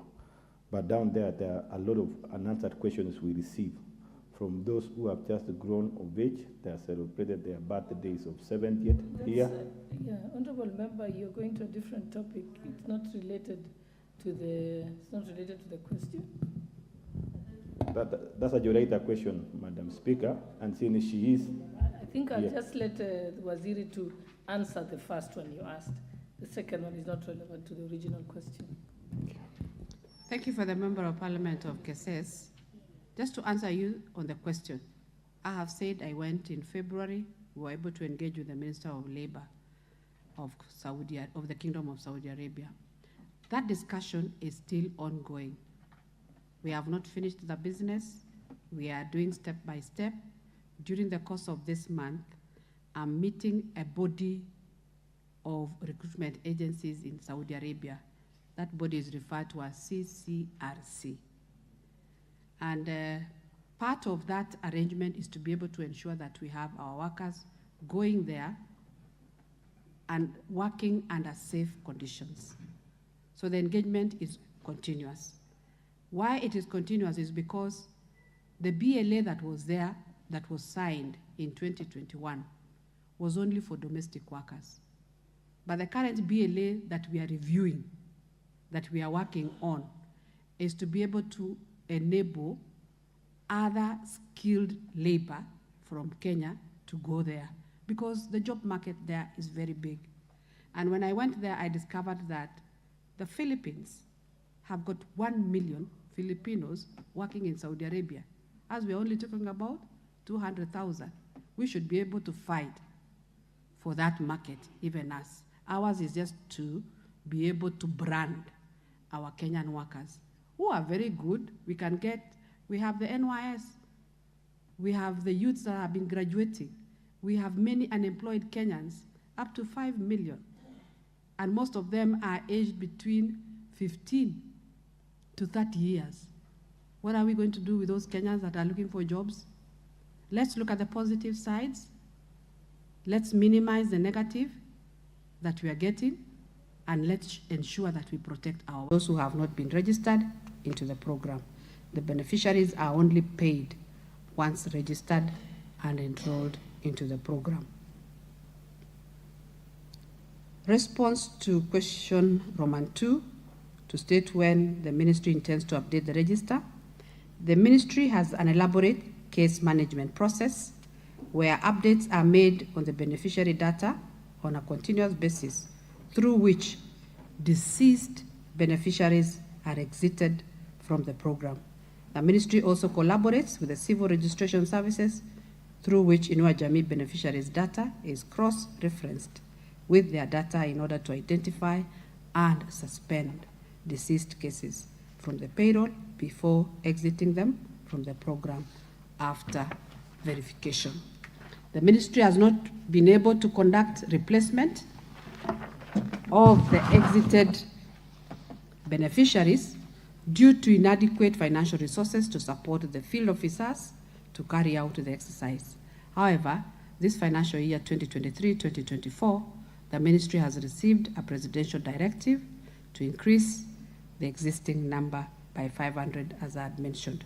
The ministry will therefore undertake a national registration exercise for eligible persons of households within the financial year across all the 290 constituencies. Thank you, Madam Speaker. I submit. Thank you. The Honorable Eric Mushangi, a member for Runyenjes. Or you want to say something? Okay. Let him have a go, then you can have a chance. Thank you, Madam Speaker. When you look at the list currently being used, is a 2016 list. So 7 years down the line, the senior citizens who have attained 70 years of age have not received any penny. And I thought it would be important if we can automate the system and also do backdating. If you look at teachers who retired from 2004, the government has tried to backdate for those who did not receive the increment from 2004. So it will be so unfair to have people who have missed out from the register for 7 years when constitutionally they deserve to be in the list and to be compensated for the years lost. So that is my follow-up question. It will be important if that can be taken into consideration, because these are our senior citizens who actually, most of them are in their chronic ailment stage, what is referred as medical body in science. So it would be nice if we can factor that. Thank you. I'll give a chance to Honorable Mushangi, then we can let the ministers. Thank you, Honorable Speaker, and thank you, Waziri. Going by what I see in my constituency, I have reservations on the number that the minister has indicated, that of 300,000, because in every small gathering in my constituency, I have very many people who are not enlisted in this program. And I wish to ask the minister to explain to this House whether you have accurate number of the senior citizens who are not registered, the accurate number, and also the number of people living with disabilities who should also be enlisted in this program. And lastly, now that there is a presidential directive that you upscale the number to 500 beneficiaries, is there a budget for the same, or is it just a directive? Thank you. Thank you, Madam Speaker. Can I answer that too? Yes. Thank you, Madam Speaker. Thank you for the question asked by Honorable Basil of Yatta and Honorable Karemba, my chair also of the Committee of Labor. I have said the ones that we pay currently are 1,200,000. And the budget that we give them is 17 billion that the government is able to afford as of now. But in this financial year, we are increasing the beneficiaries by 500,000. And we had made a commitment during the Social Protection Week conference that we were going to increase the number from 1.2 to 2.5 in 2 years. This year, we are saying we are going to increase by 500,000. So the number that we are supposed to increase next year is 800,000. However, when I bring the social assistance fund bill to this house, my request is that let's pass it. Why? Because once we have that act in place, the social assistance fund bill, it will mean we have donors coming on board to support the exchequer. And now, once we pass that and have the donors who are very ready to come on board, we will now be paying everyone who is above 70 years old.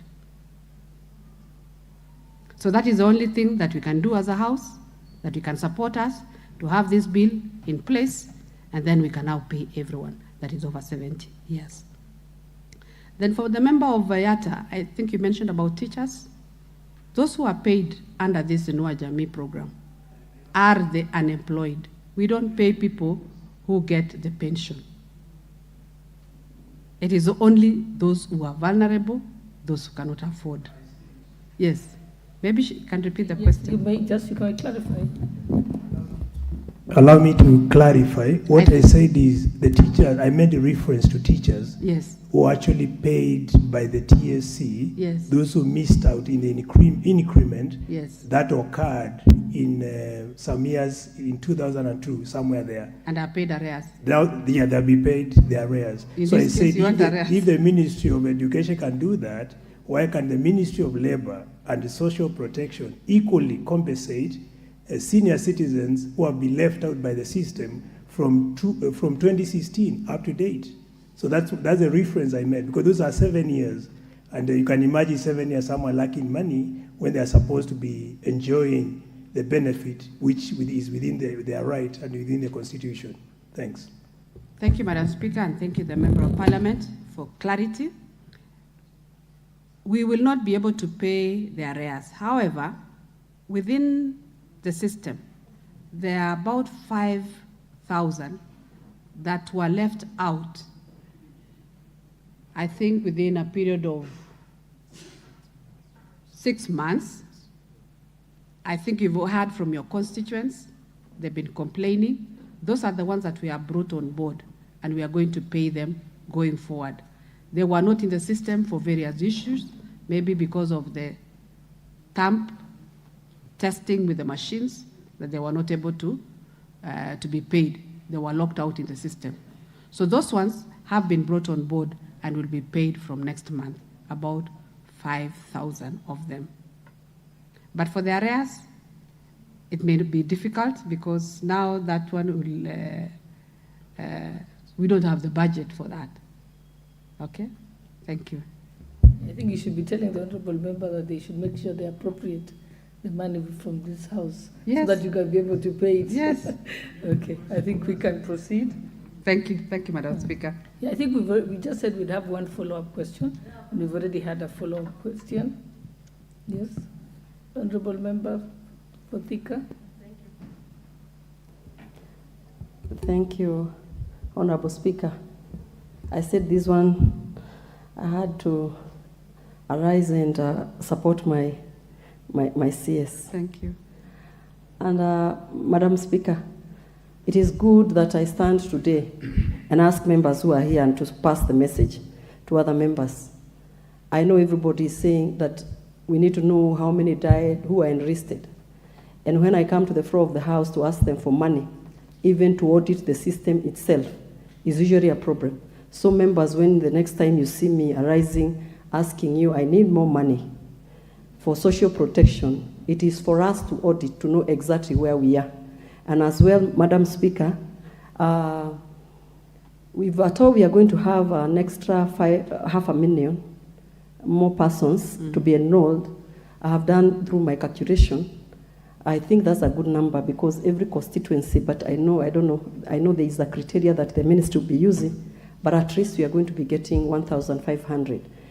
Those ones we are going to enlist from constituencies. And I think that's a good number waiting for the next year. The honourable member using question time. No, not question time. To answer the question for the cabinet secretary, I don't think it's fair. I was just trying to tell members, the next time they see me coming here, either for estimates or for budget, for more money for Inua Jamii. You'll have an opportunity for that when you can bring it as a motion before the House. Thank you, Madam Speaker. Report. Okay, I think Honorable Alice is my chair of the Social Protection, and thank you for the support. I think you're the only person who's been allowed to be supported by a member. Thank you. Okay. Thank you. I think we go to the next question.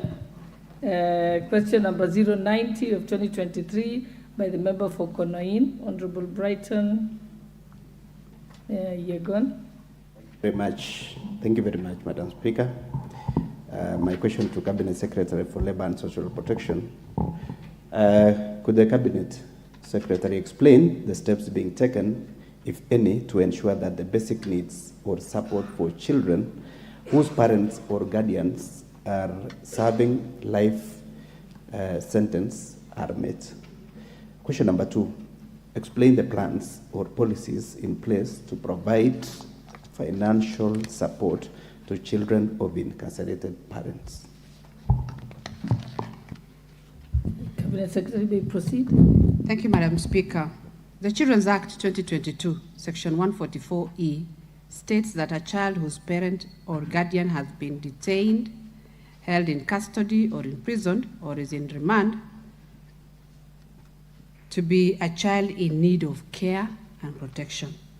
The Kenya Prison Services, in collaboration with the Ministry of Labour and Social Protection and other partners, developed a policy on care of children of incarcerated mothers 2022 to offer guidance to all stakeholders in quality care for children of incarcerated mothers aged 0 to 4 years. The policy highlights the importance of early childhood development with a focus on children of incarcerated mothers aged 0 to 4 years born in prison or accompanying their mothers to prison.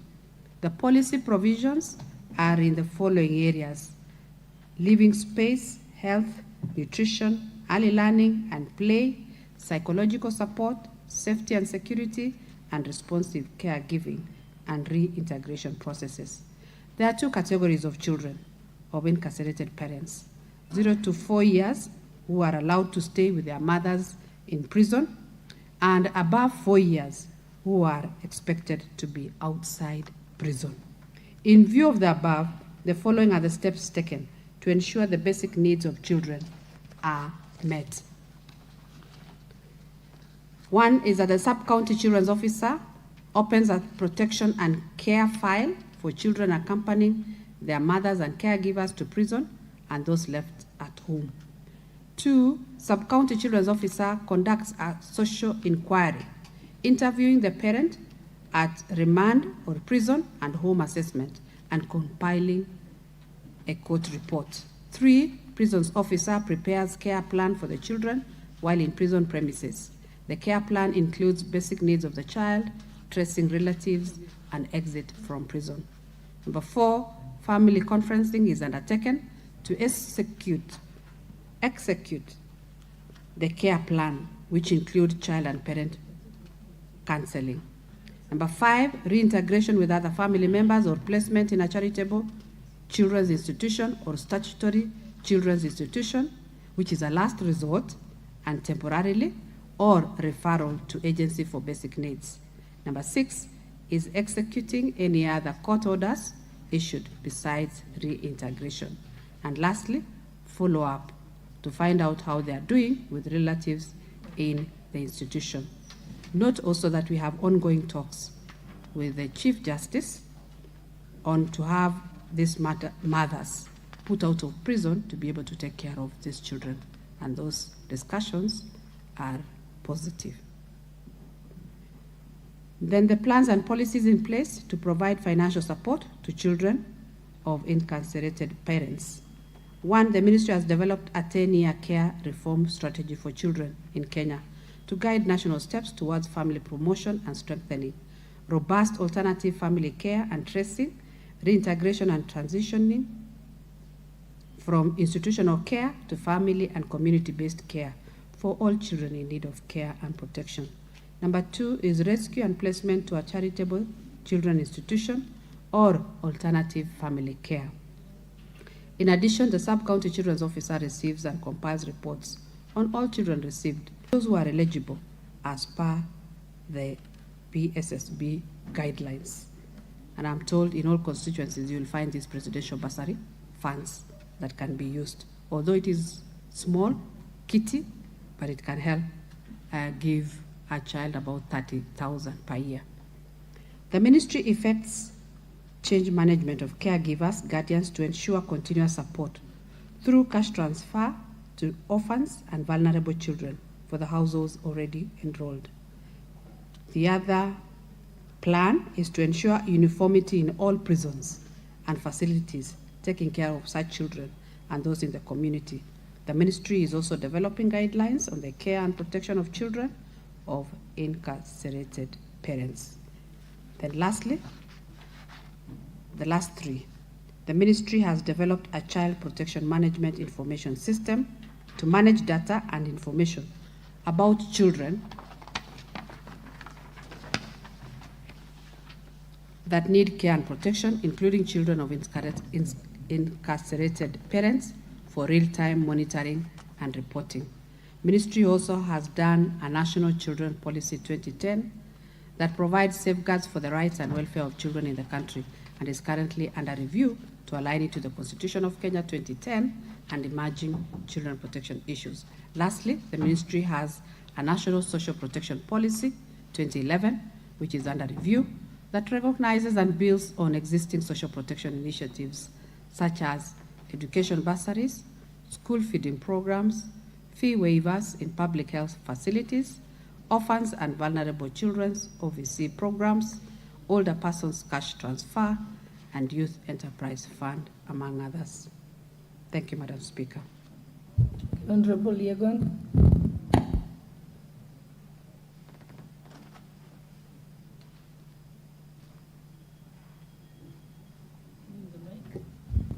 Please give him. Okay, thank you, Madam Speaker. I think the questions are well answered. Maybe if I could get the printed answers for the two questions that I asked for the purpose of follow-up. We'll provide. Okay, thank you. Any follow-up question? Okay, the Honorable Catherine.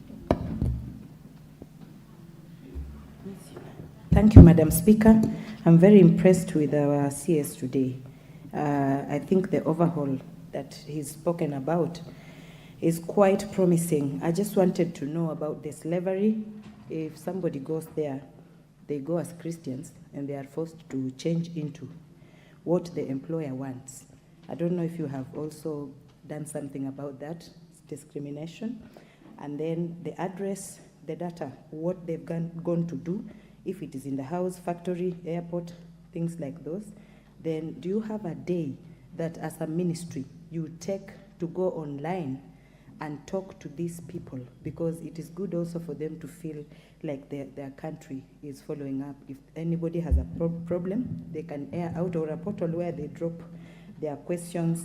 And then also at the pensionable. Sorry, Catherine, I think what has happened, you're actually asking the previous question, and the Cabinet Secretary has already answered.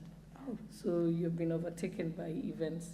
The last one is Unless pensions. you want to ask about the children in prison, because that's what we are on at the moment. Okay. Pensions and insurance. Thank you. Okay. Okay, just because you didn't, I'll let the follow-up question be done by Honorable Fatuma, Full Network. Thank you, Madam Speaker. It's not really a question, but it was a point of information, either to Madam CS or my dear honorable member here. I am a Muslim, and I know what happens a little bit in the countries that are Muslim countries. They don't actually force you to join the religion. I wanted you to stick to the question. You see, now you're answering the question for But the this is just a correct. No, it's not. That's not a question. I think we'll proceed to the next question. Okay. All right. The next member who's supposed to ask the question, question number 091 of 2023 by member for Machakos County, Honorable Joyce Kamene. let's stick to the rules of the standing orders. That the question that is answered by the Cabinet Secretary is the one that had been sent in advance to the Cabinet Secretary. Then if you have any follow-up question, it has to be relevant to the question that the Minister was answering. But you can't, it's not a time to debate or raise other issues. Okay, let's proceed. The Honorable Member for Machakos County, Honorable Kamene. She was supposed to ask that question. Is she here? Okay, then we move to the next question.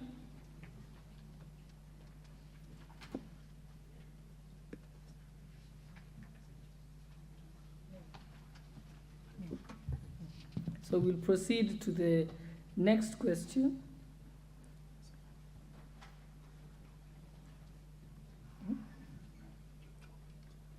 Yes.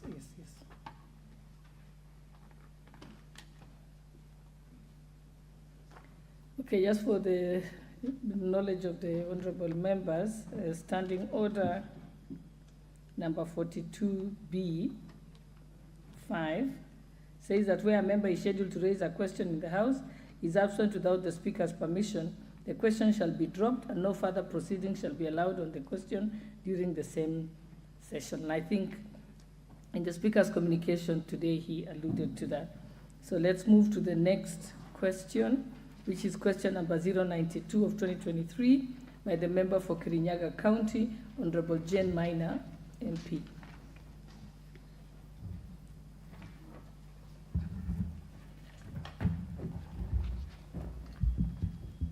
Thank you, Honorable Speaker. Is that you? Did you have permission of the Speaker to ask the question?